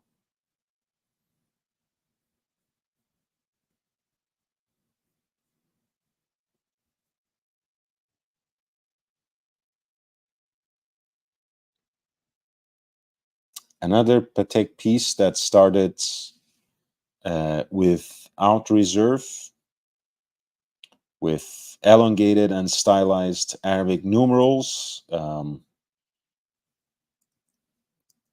that people used to love on Frank Müller's, kind of a throwback to the roaring 20s. Not a coincidence, because this is a piece that was originally manufactured by Patek Philippe in 1919 and sold on July 21st in 1922. It's a rectangular piece, a rectangular gondola, reference 11 in yellow gold, a case that is 33.5 millimeters by 24.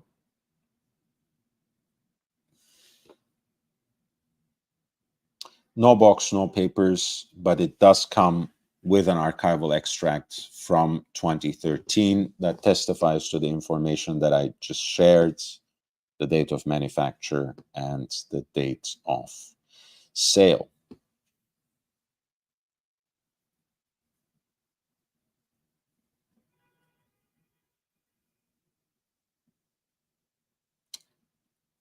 The rectangular case is complemented with beautiful straight lugs,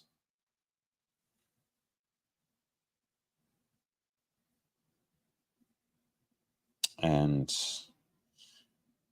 it's clearly very patinated as a piece, but kind of a desirable condition as well. An oval railroad style track for the minutes, heat blued Breguet styled hands as well. Again, the watch is kind of on the smaller side of things, but could be a very interesting vintage piece to acquire. As you can see, the condition of the case is quite nice. Slight oxidization here and there. The dial again is the same, very well patinated, but a beautiful silvery luster to it. Nice curvature on the case too, with the crystal and the dial itself following along those lines. It's really a beautiful, beautiful piece. From the threshold of the roaring 20s, a rectangular gondola by Patek Philippe, reference 11 at lot 381. The estimated value of the piece before the auction was 10,000 to 20,000 euro, and the piece is currently being bid at 6,500 euro.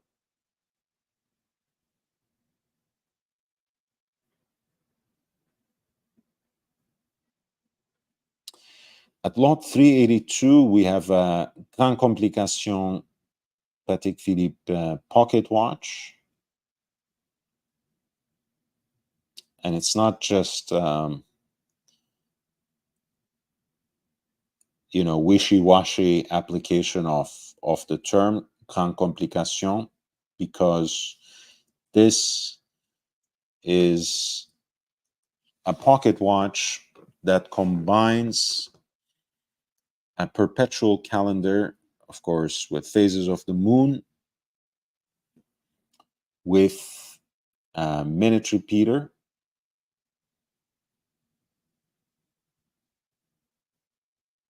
made in 1889.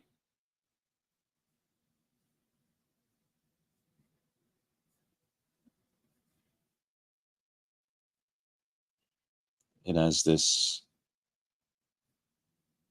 beautiful monogram on it.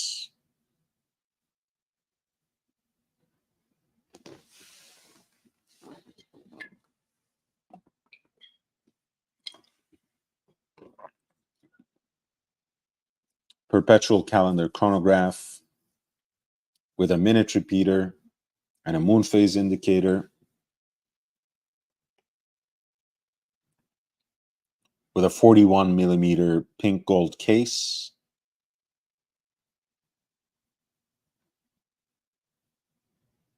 Here's a nice look on the movements with exceptional anglage. I mean, the way this thing glows in this kind of still picture is kind of mind-blowing. Look at the way those hammers were polished. Amazing. Incredible.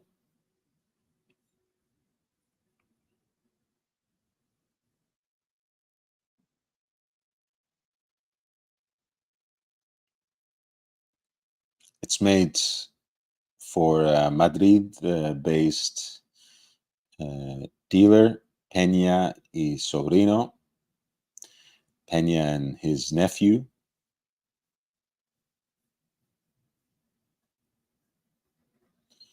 And yeah, I have to admit that Uncle Peña did a nice commission here. Very substantial and historically important piece. This is lot 382 for a Patek Philippe Grand Complication pocket watch, which combines a perpetual calendar chronograph with a minute repeater, which shouldn't make us forget that beautiful white enamel dial. The calendar is, of course, in Spanish. This piece having been commissioned by a Madrid-based dealer in late 19th century, Peña y Sobrino. And it has a beautiful set of spade-styled hands. Look at how elegantly twisted that minute hand is. Heat blues, including the centrally deployed chronograph seconds hands and the running seconds hands at 6 o'clock, with the calendrical indicators in matching material with the pink gold case. The pre-auction estimate was set between 50,000 to 80,000 euro, and the current bid stands at 80,000 euro. Just to avoid potential embarrassment, I will switch to my second microphone that's fully charged. So let me quickly do that.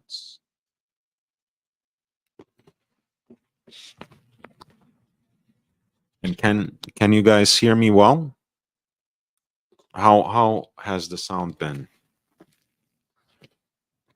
for this live stream?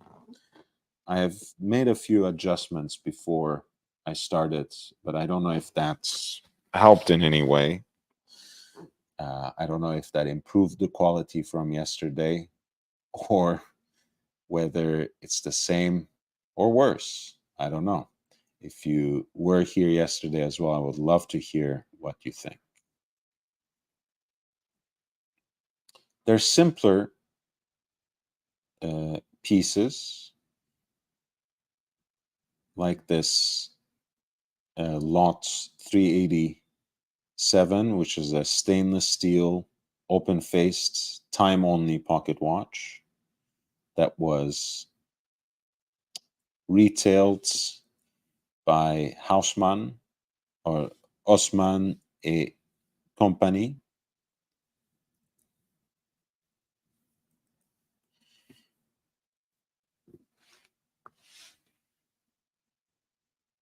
which is actually a Roman retailer.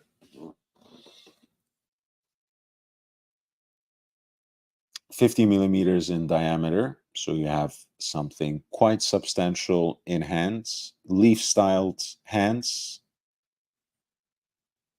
and a beautifully thermally treated seconds hands on the subdial at 6 o'clock.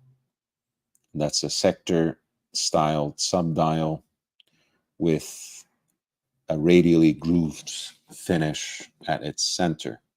The dial is signed for both Patek Philippe et Compagnie Genève and Osman et Compagnie right under the hand stack and above subdial for the seconds. The piece has Arabic numerals at 3, 9, and 12 o'clock. The stainless steel open face pocket watch made in 1924. A reference 735 in stainless steel. Has not received any bids just yet, but the pre-auction estimates was between 3,000 to 5,000 US dollars for lot 384.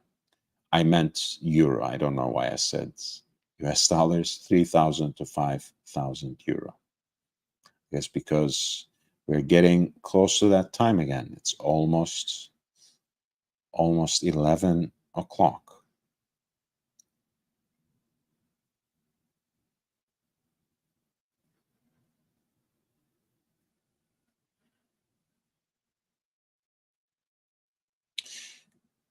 We're looking at another pocket watch,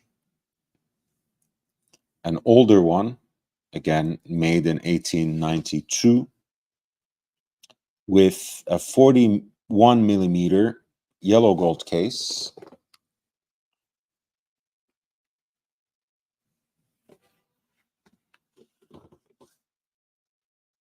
Beautiful white dial.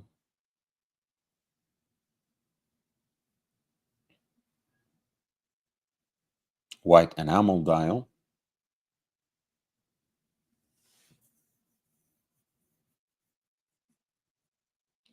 Which is signed for Louis Benassi.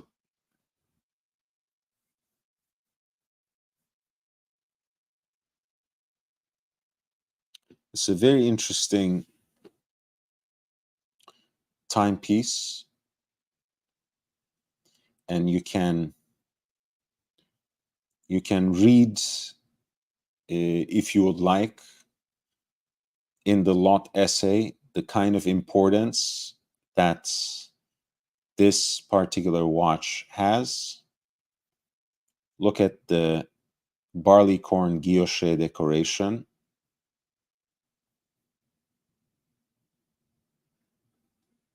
On the back. This apparently was actually a watch that was held by the Philippe family. And yes, that's Philippe. So it's a very interesting piece. That 3-finger classic Geneva style pocket watch movement is itself a delight.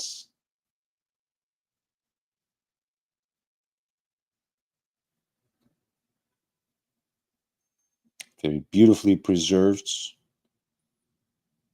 Signed again Louis Benassi, 1892 on the cuvette, but also with both the movement number and Patek Philippe and Company Genève as well. Fluted decoration on the caseband too.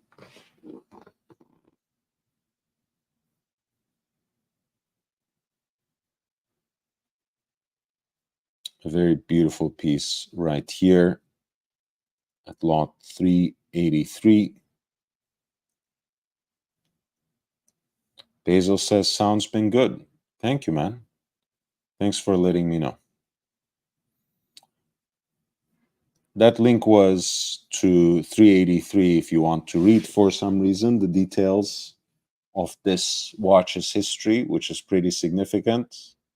And I'm actually surprised that it's just at 3,800 euro, but there's a long way to go until March 28th.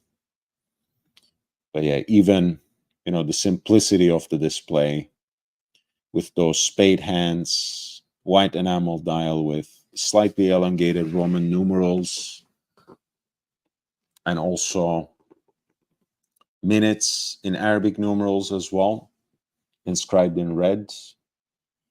It's a beautiful looking watch.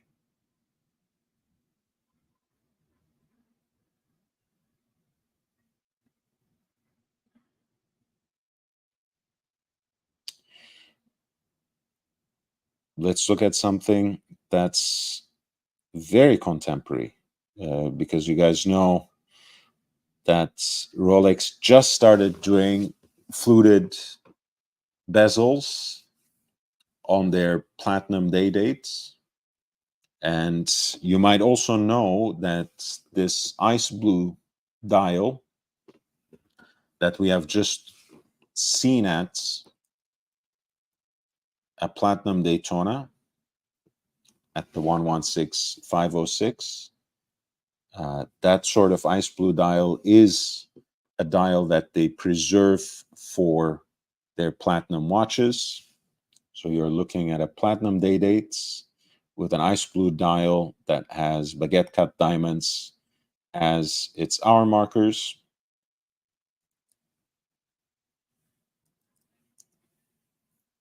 This is a reference 228236. I also like the sweep center seconds, pardon me, with its distinctive blue as well.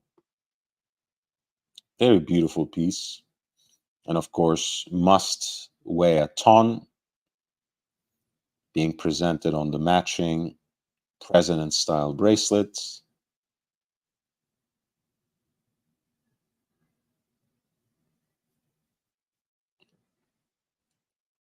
And of course, it does come with the full set of its accessories, which includes, of course, the warranty card, the product literature, the numbered hang tag, as well as the presentation case with the outer packaging. The estimated value of the piece is set in the range between 30,000 to 50,000 euro, but the piece has already reached 48,000 euro in bidding. That was lots 391 for a platinum Rolex day dates with an ice blue dial with baguette cut diamonds.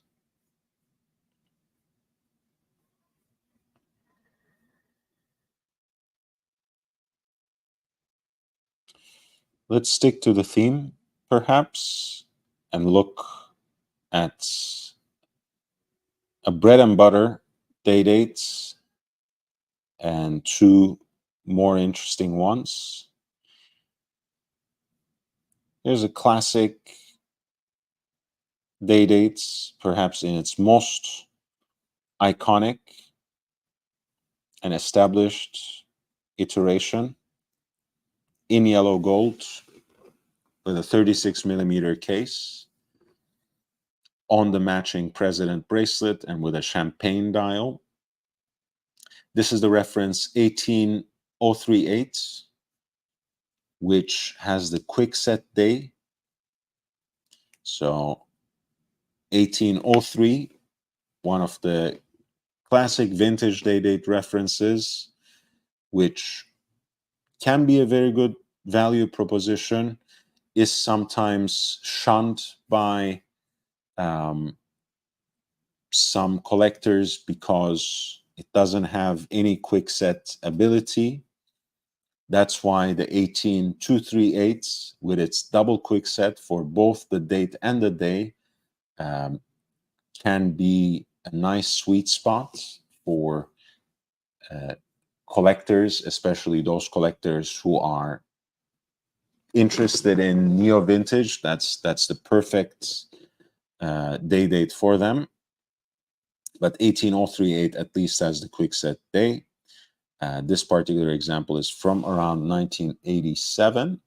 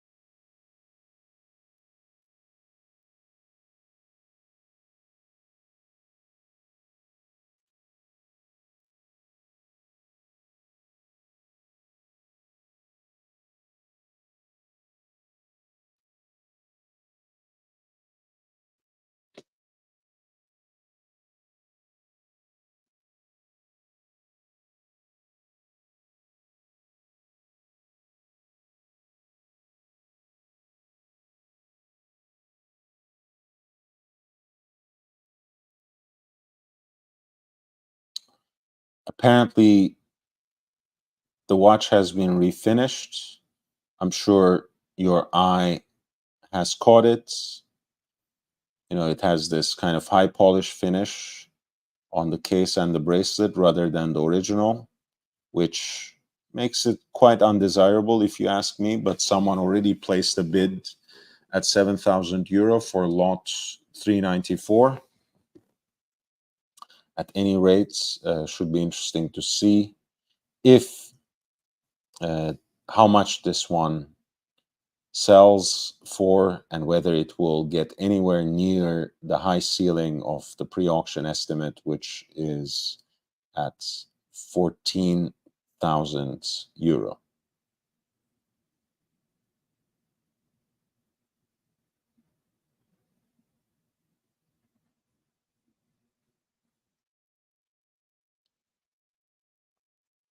Quick set date, but no quick set day for the reference 18038. Just to remind you, 18238 is the first reference that introduces the double quick set for the day dates.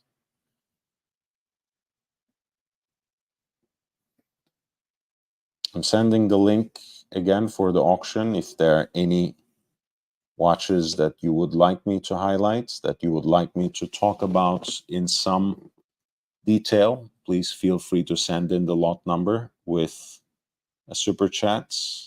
In the neighboring lots at 395, we have again a single quick set, 18038 day dates. This one is presented on a leather strap. And I think I can more or less say the same thing about day dates too. As much as I like I love wearing, in fact, Rolex watches, especially vintage and neo vintage Rolex watches on leather straps. But when you're buying a precious metal piece, just to have the option, it's always better to get it with the bracelets. That being said, this is a nice looking watch. And the presentation is, of course, great because it has a very attractive blue dial that it matches with a blue crocodile strap. Apparently, the piece also comes with a gold-plated Rolex pin buckle as well, which, you know, is a stylish complement, if not necessarily the most extravagant, so to speak.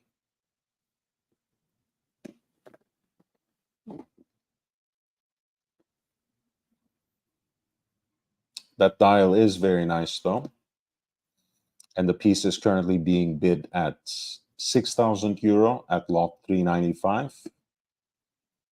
The pre-auction estimates was between 5,000 to 10,000 euro.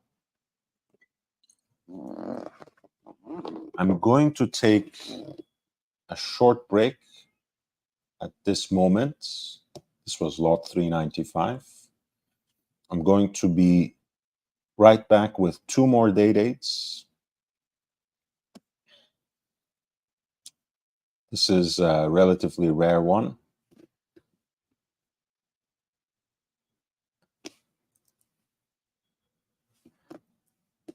At lot 396. While you take a look at that, we'll take a short break. Please hit the like button. I'll be right back in a couple of minutes.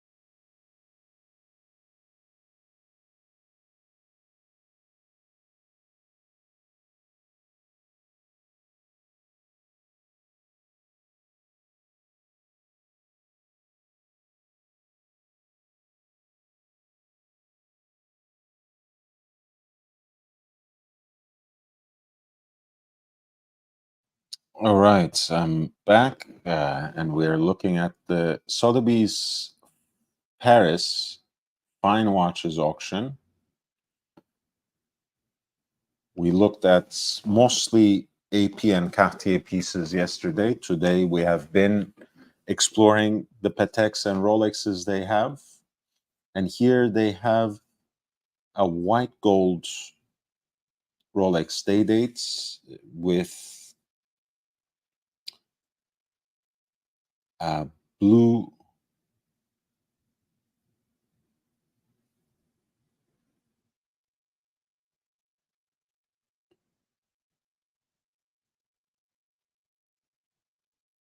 dial with the Rolex motif. Of course, a fluted bezel and presented on the President bracelet in matching material. The piece is from around 1983. and the reference number is 18039. So it's the quick set dates, like the 18038s that we were looking at, same generation, just the white gold version, also in 36 millimeters, with a German calendar, or the days in German, simply, right, as you can see from Montag. And it also has oversized Arabic numerals radially arrayed around the center, which gives it a very interesting look, especially with this, with these ones flanking the day display. I don't really know what to think of that, but kind of cool, actually. I mean, I don't know. Certainly, we are not used to seeing Arabic numerals on a day-date dial very often, so you might as well enjoy it. It is a naked watch, so it is just watch, no box or papers.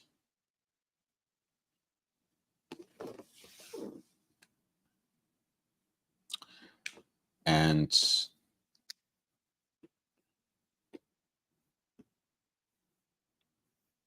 it has the blue Jubilee dial. And funny enough, by the way, this apparently was a dial replacement that the owner requested, and someone, perhaps Rolex, fitted the watch with it, but it's something they only had with the Oyster Quartz designation. Of course, this is a watch with a self-winding movement, but it became a freak of nature just like that. So again, one might as well enjoy it. This is lot 396 that is currently being bid at 8,000 euro. The pre-auction estimate was between 10,000 to 15,000 in euro.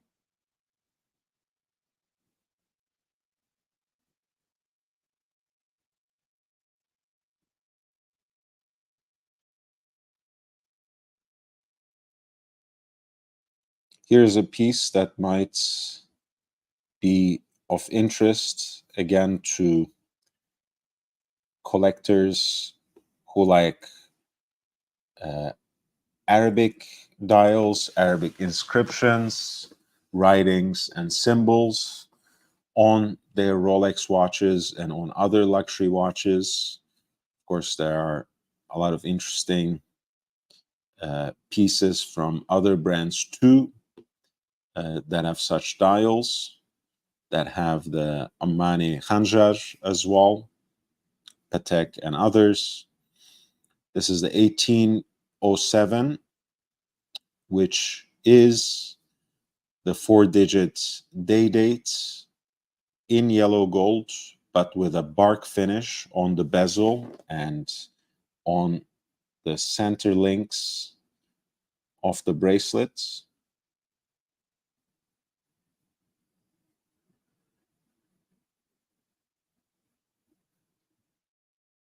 The dial is a champagne dial. Days are in English, and there's a black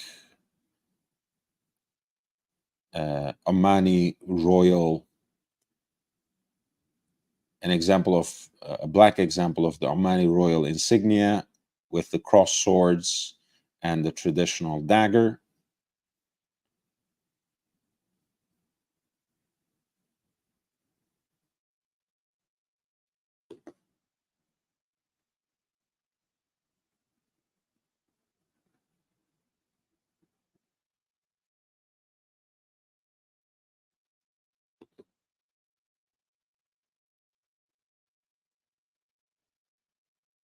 And of course, The case back sticker is present, but the important part is, of course, that this case comes with, or this piece comes with the presentation material that actually confirms the origin of the piece.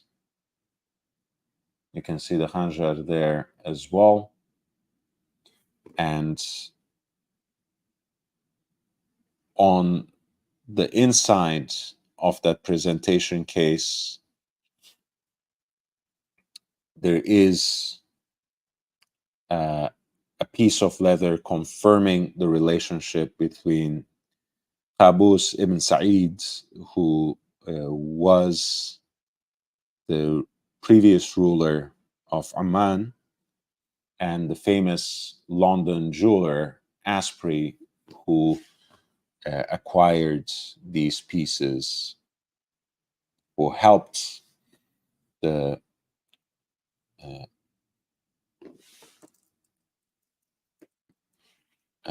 Omani Sultan to commission this piece.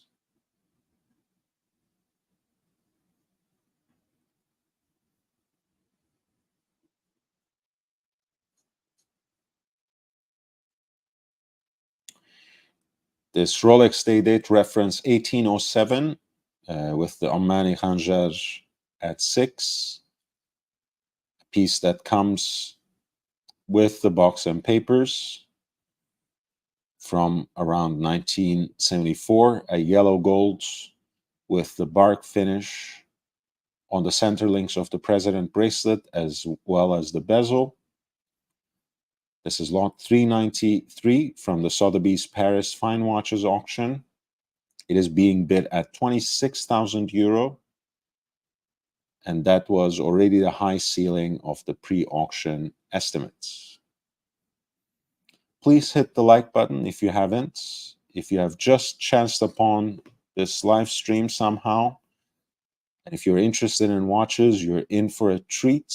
I'm here with new content every day in the form of live streams, of course, but also shorter videos, usually ranging between 15 to 25 minutes, that share with you 3 to 4 watches in a given category with examples from the markets.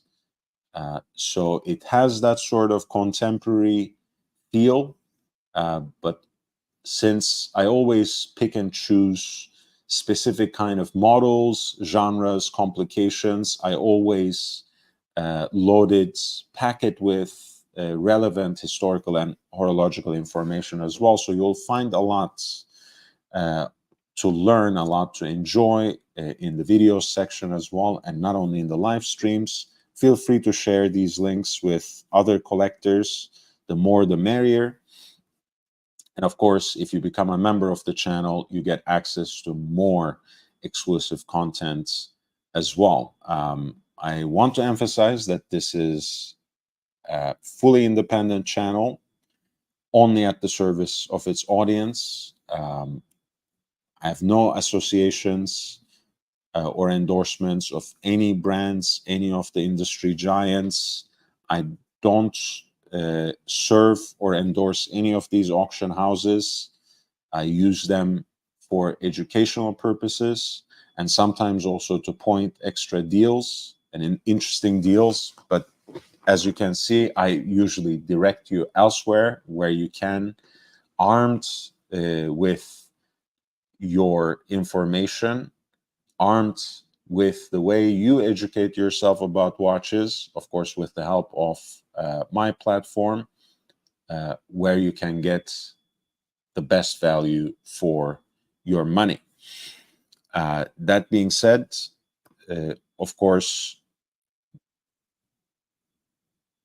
anything that you contribute to this channel will come back to you and does come back to you in terms of the quantity and quality of content here. And I am extremely grateful to anyone who's a member of the channel and who contributes in other ways that YouTube allows and through the links that are provided in the video description. And thank you again, your friend Mikey, for your earlier super chat, and Patek, Chris, you too. Thank you guys so much.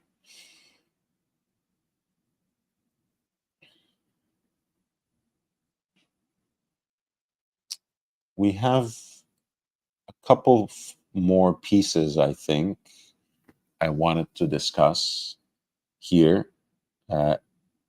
Around this time of the year, everyone goes crazy for the Coke. I have one of these and I love it to death. Mine is also from around the same period, more or less, more around 97 than 95. But for one reason or another, people really want this particular color combination on the 24-hour bezel to come back for the GMT-Master 2. This is lot 417. Of course, this is the neo-vintage version, 16710. It has the GMT-Master 2 movement, which allows you to adjust the hour hands in 1 hour increments. Of course, the additional hour hands with the arrow points allows you to track therefore another time periods, and you can even track at a third time in yet another time zone with the help of the bezel as well. Of course, the reason that these pieces have a bicolor bezel, which is black and red in this case, is to have that distinction between day and night, right?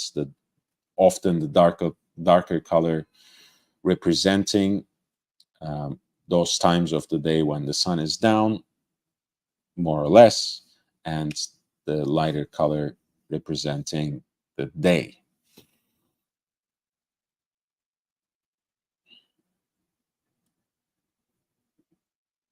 This particular piece is from around 1995 and comes with box and papers and other material related to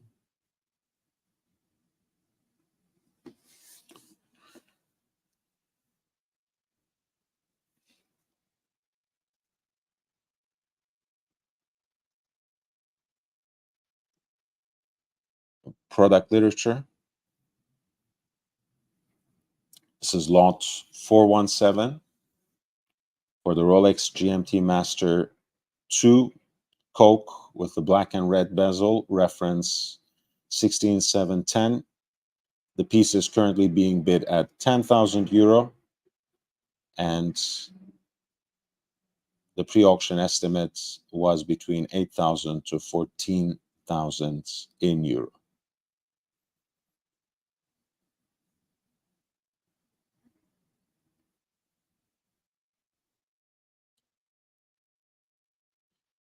If that was a great example of the neo-vintage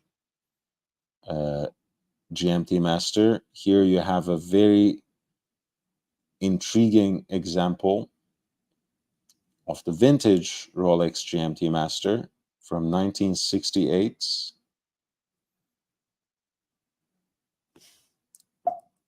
with the so-called fuchsia bezel. Of course, unlike the Vacheron bezels, unlike the ceramic bezel inserts that are used with Rolex watches, at the time they used aluminum bezel inserts, which all aged, faded, and patinated in very original ways. This had a Pepsi bezel at one point in time, meaning one with blue and red, with that dark blue having faded into a denim-like color, and with the red having transformed into fuchsia. A tritium lume on the dial has taken that sort of eggshell color against the backdrop of the black dial.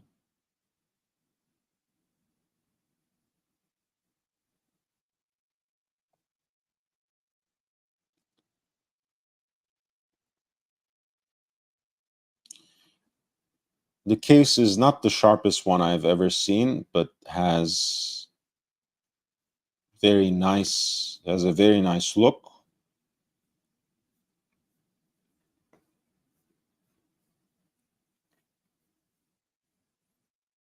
And the piece comes on its original period correct riveted oyster bracelet as well.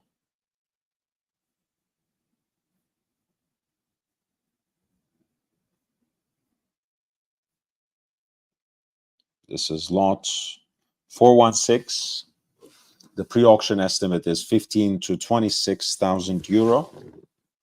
And the starting bids for the piece would be 12,000 in euro as well.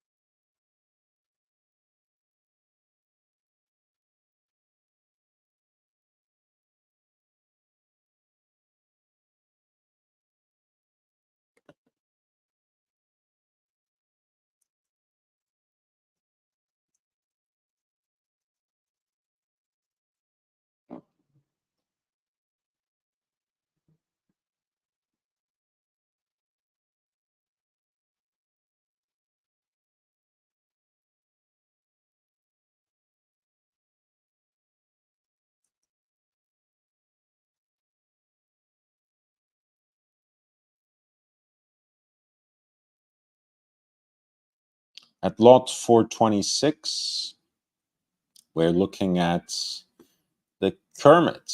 This is the 50th anniversary Submariner that was introduced in 2003. And the earlier, more desirable examples have this green aluminum inserts on the bezel with what they call a flat 4 rather than a sharp 4, right? The 4 has this flat top.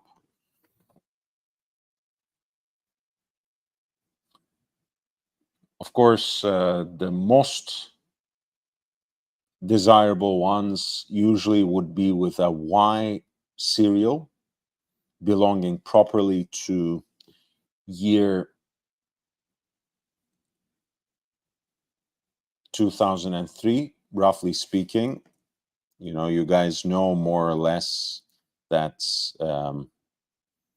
it's not necessarily an exact science to date Rolex watches with serial numbers, but you can get pretty close.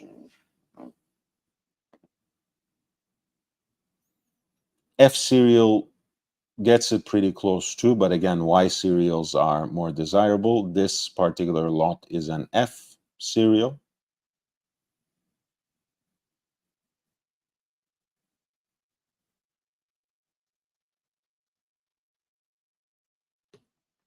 Bought in July 2004.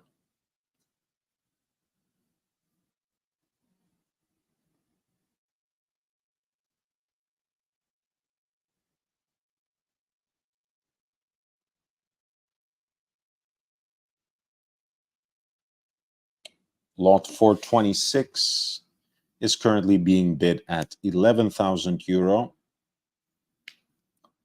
The estimated value of the watch is between 10,000 to 15,000 euro.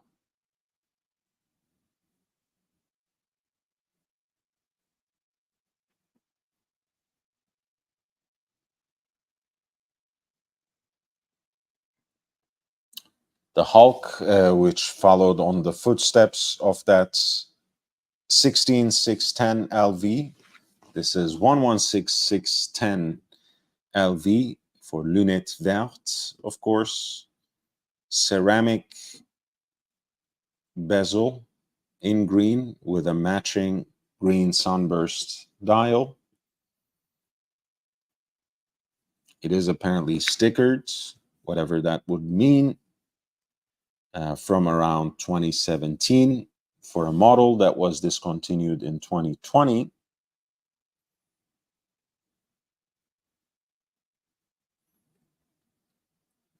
It's a full set. Box and papers.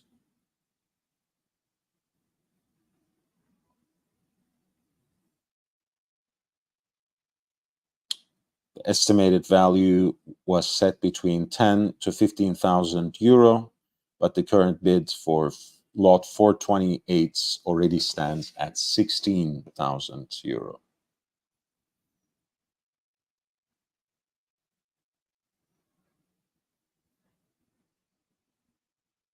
At 432,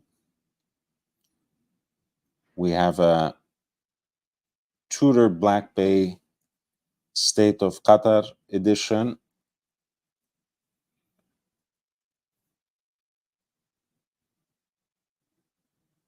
This is a reference 79230R, the 41 millimeter version of the Black Bay.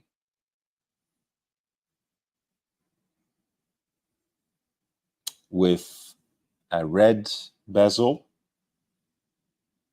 matching with the predominant colors of the Qatari flag.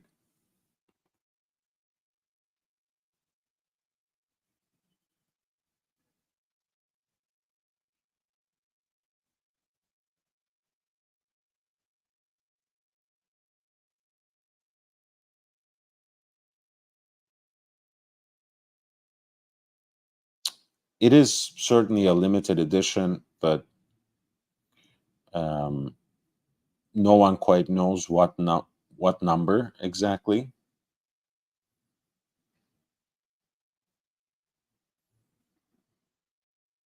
The stickers intact and with the original presentation material, including an additional fabric strap.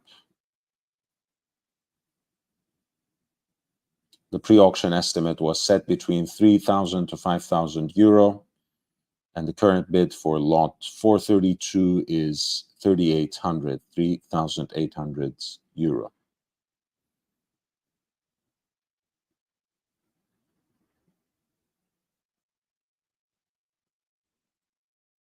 I don't know who was doing this. I think someone on Instagram was posting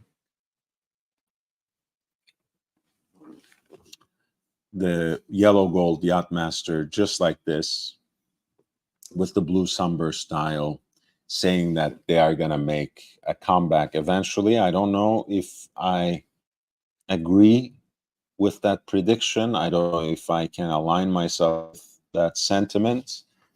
But there is something, I think, quite unique about this piece. I think it has a lot to do with the matching bezel and the way that ends up framing that blue sunburst style entirely in yellow gold, wrapping it up, so to speak.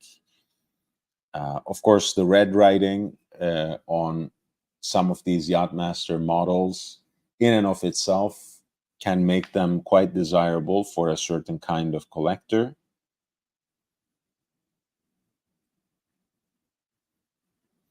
At any rate, this is reference 168628 from around 2008.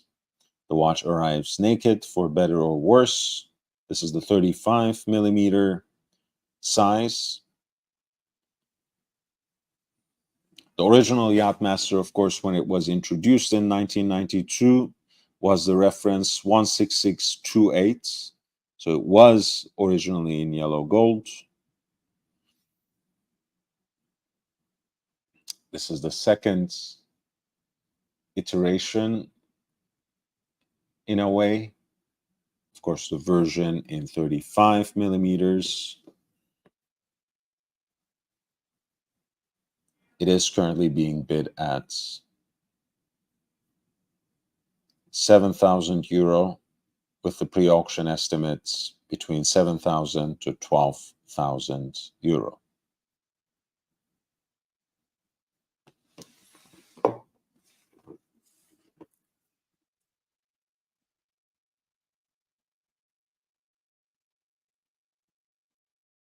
I have about 20 minutes, but also not all that many watches left that I would like to consider.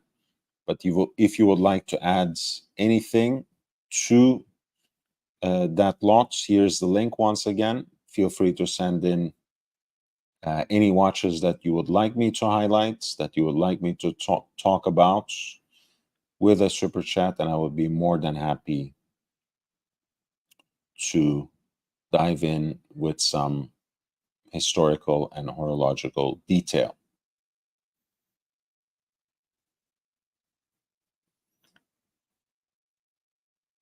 I wanted to talk about this Jaeger-LeCoultre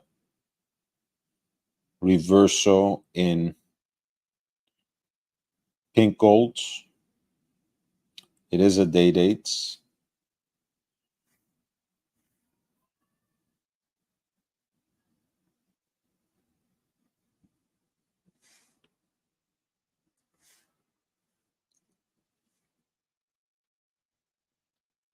This is a piece from around the turn of the millennium, 2001, roundabouts.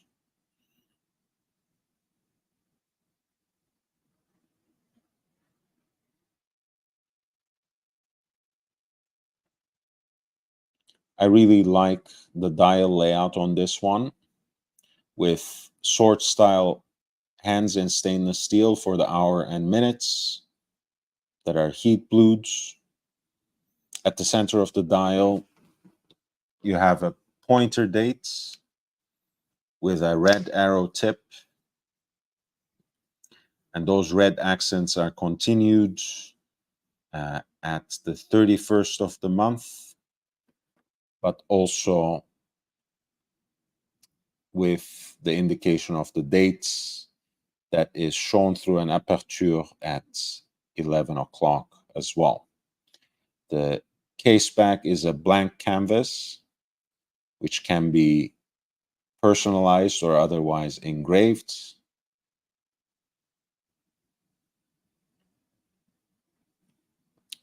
There is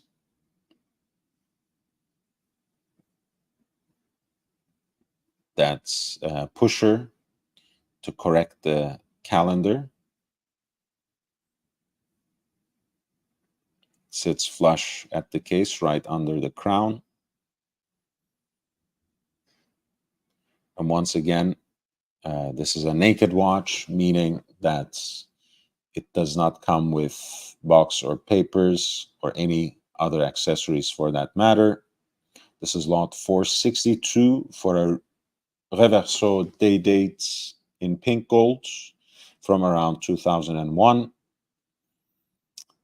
The piece had a pre-auction estimate between 3,500 to 5,500, but the current bids has already reached the high ceiling of that estimate, 5,500.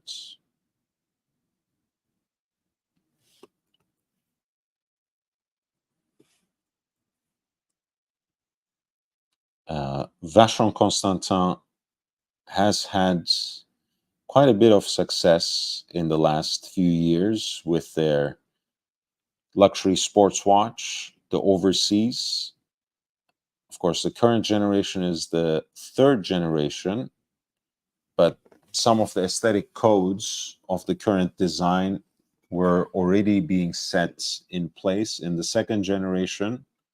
You're looking at a dual time example from that generation, reference 47450 in pink gold on the matching bracelets that is stylized with links that interpolate the Maltese cross that is the symbol of the brands. You can see that above the signature at 12 o'clock. The bezel of the piece also has the older version of that bezel, which kind of looks more like a ship wheel in this generation, but still evokes the details of that Maltese cross. At 3 o'clock, there's a pointer date. At 7 o'clock, a day-night indicator. At around 9 o'clock, you have a power reserve indicator and a second time zone at 6 o'clock.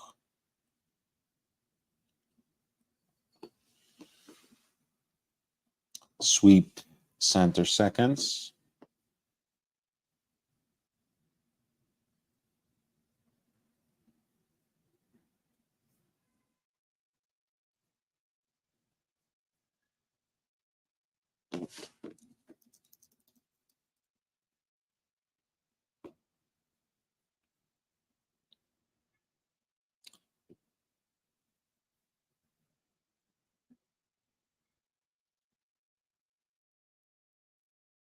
Of course, beyond the aesthetic touches and some of the visual differences, there's some other things that are quote unquote missing from the second generation. The quick change bracelet system is not there, even though these watches too can be fitted with rubber and leather straps. The change is a little more professional and not as foolproof as the recent generation, and the piece has a closed case back rather than an exhibition case back with a sapphire crystal. This particular version was a limited edition, and the present lot bears number 131.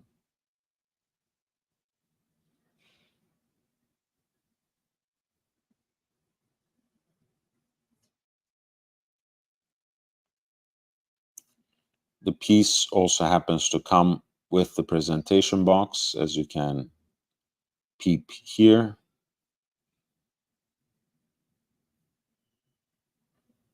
As well as an archival extract.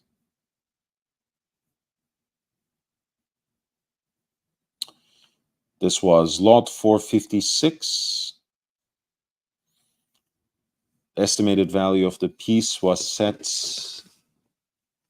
in the range between 40,000 to 60,000 euro.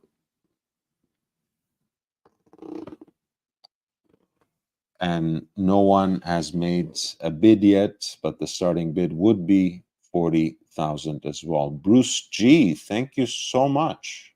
299, giving me a thumbs up.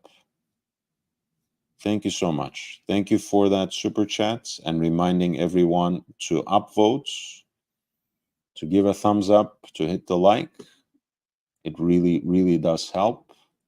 We have about 12 minutes to go. So if you want to contribute, show your support, or ask a watch-related question, or highlight any one of the lots, any one of the watches in the Sotheby's Paris Fine Watches auction, of which the link you can find in the chat, feel free to do that. I have about 2 or 3 more watches that I would like to discuss, and then I'm off for the night.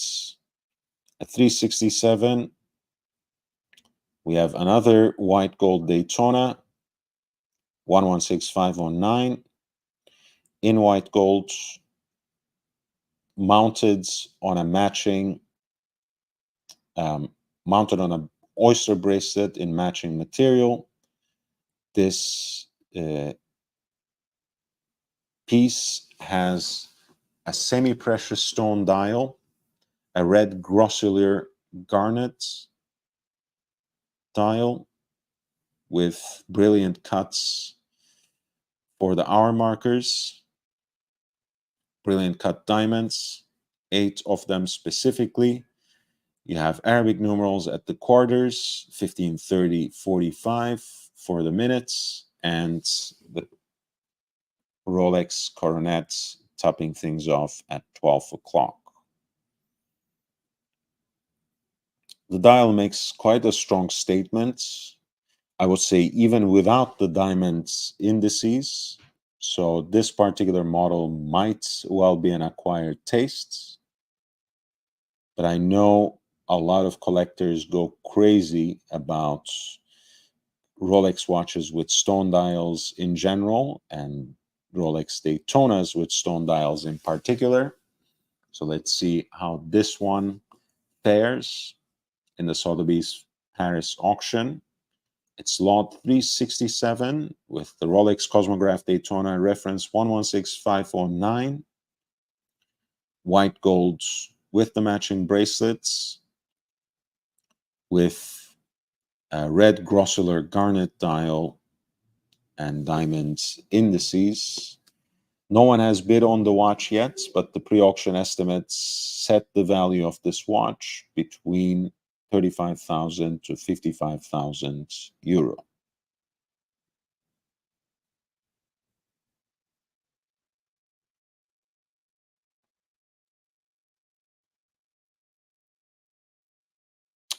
You guys know the Milgauss was discontinued without any immediate announcements as to how it might come back or it might be reintegrated into the Rolex product lineup. As you guys know, even though the Milgauss has an illustrious history, which we will touch upon with lot 388,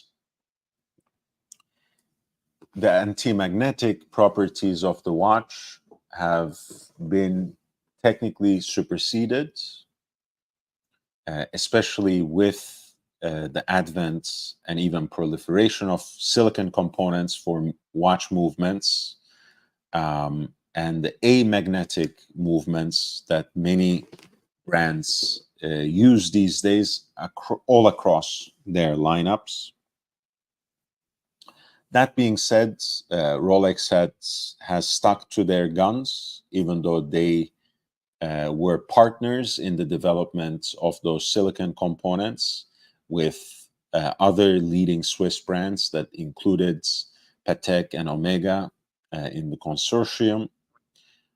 They have, for the most part, avoided using silicon hairsprings, except for women's watches. They have just integrated silicon hairsprings into the men's line with the new perpetual 1908 model that was introduced in Watches and Wonders last year. And that's been, as Rolex usually does, very calculated. You might even say thoughtful, because that's a watch that's very thin, relatively unusual for a Rolex piece. And that is because the silicon hairspring can be installed without the Breguet overcoil that Rolex uses in their other pieces. So it can be even thinner. Anyway, in the age of amagnetic movements, no matter the connection to a kind of scientific watch, a kind of engineer's watch,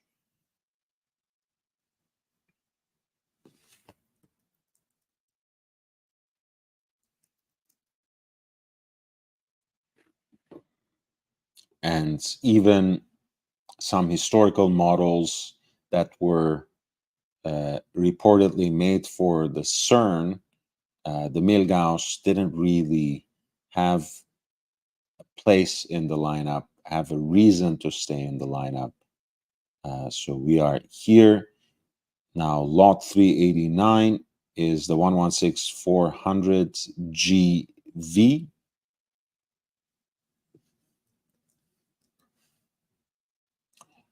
This is the one with the black dial. Of course, it has a green tinted crystal, which gives the watch a very unique look. And of course, the orange accents, of which the electric bolt-like sweep center seconds hand is the most dramatic elements.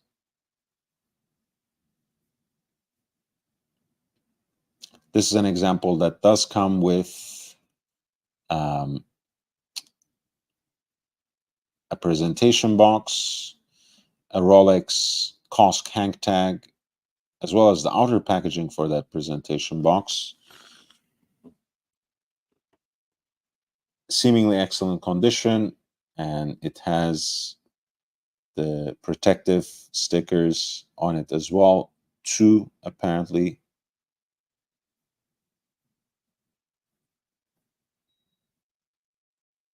And even though the estimated value was set between 6,000 to 9,000 euro, the current bid has already reached 8,000.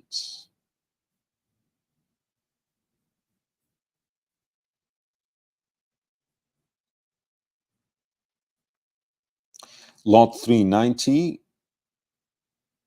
is the 116400.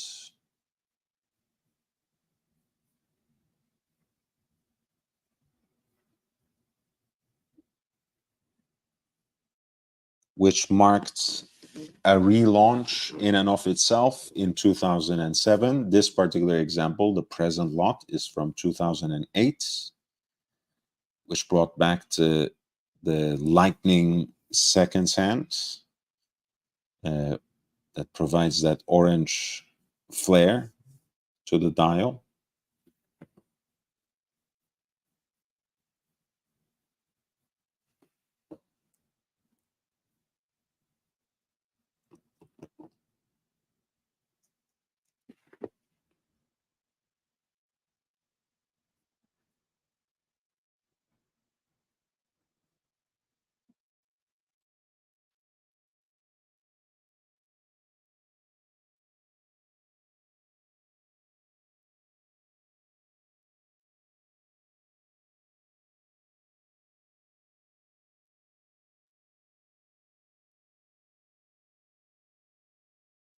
This piece is also apparently stickered.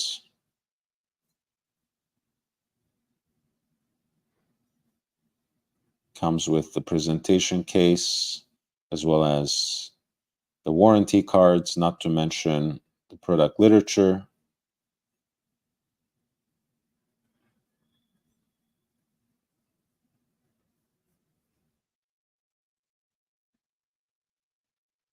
The piece has a black dial.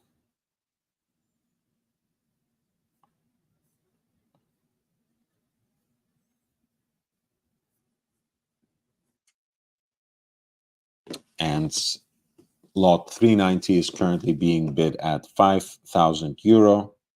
The pre-auction estimate was set between 6,000 to 8,000.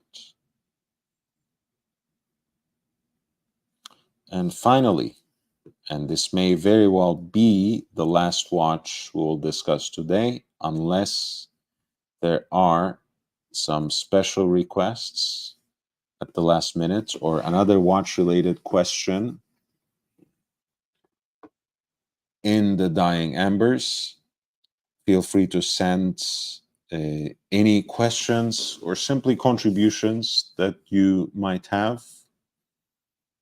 Any other requests? We're looking at the Sotheby's Fine Watches auction, which I've covered in part yesterday and which I'm completing tonight. I might be with you tomorrow, although I'm not too sure, but I'll certainly retain the same rigorous schedule next week as well, being with you as many nights as I can, at least 4 times per week. That's how I plan to head into May, where you will have even more content. But until then, we will pick up the speed. But any encouragement you can give me, whether it's in the form of sharing the content and bringing in more subscribers, spreading the word in general, more likes, leaving comments in videos, including this live stream after it's over, all of this would be well appreciated. You're looking right now at lot 388. This is the classic historic Milgauss reference, 6541, launched in 1956, specifically created for scientists and people working in environments exposed to high magnetic fields.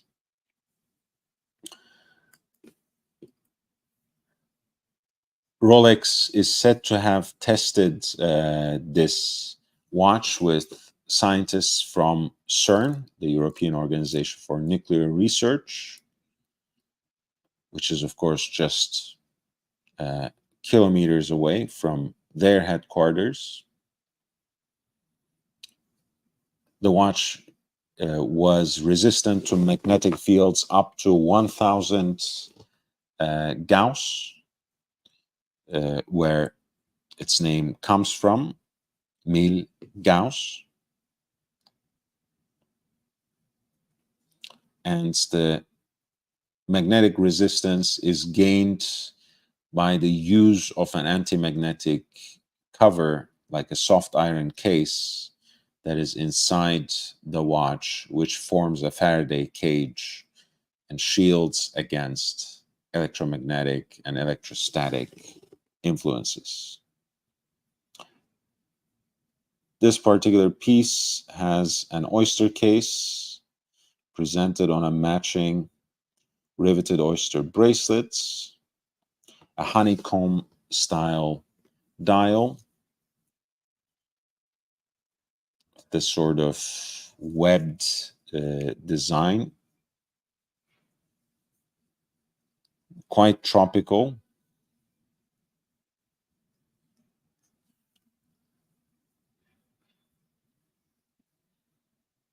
From the original black to this rich shade of brown.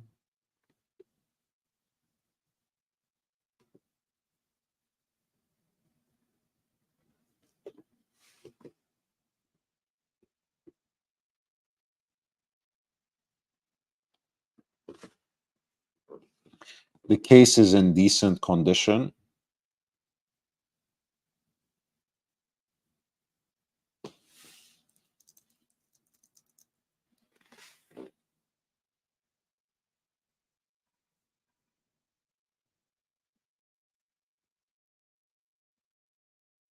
And again, the watch is presented on its riveted oyster bracelets.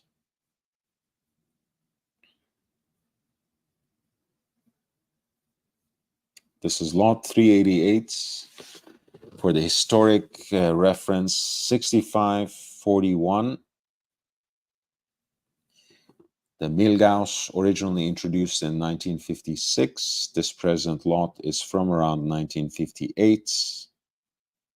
The pre-auction estimates sets the value of this watch somewhere between 70,000 to 120,000 euro. And the starting bid would be 70,000 euro, but no one has bid on it yet. This is the origin of that lightning or electric bolt hands for the sweep center seconds. And again, that distinctive honeycomb style dial, which has turned from the original black to a tropical brown.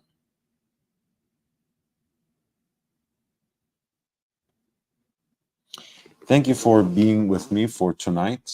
I really appreciate your support and presence, especially your friend Mikey, my friend Mikey, Patek Chris, and Bruce G.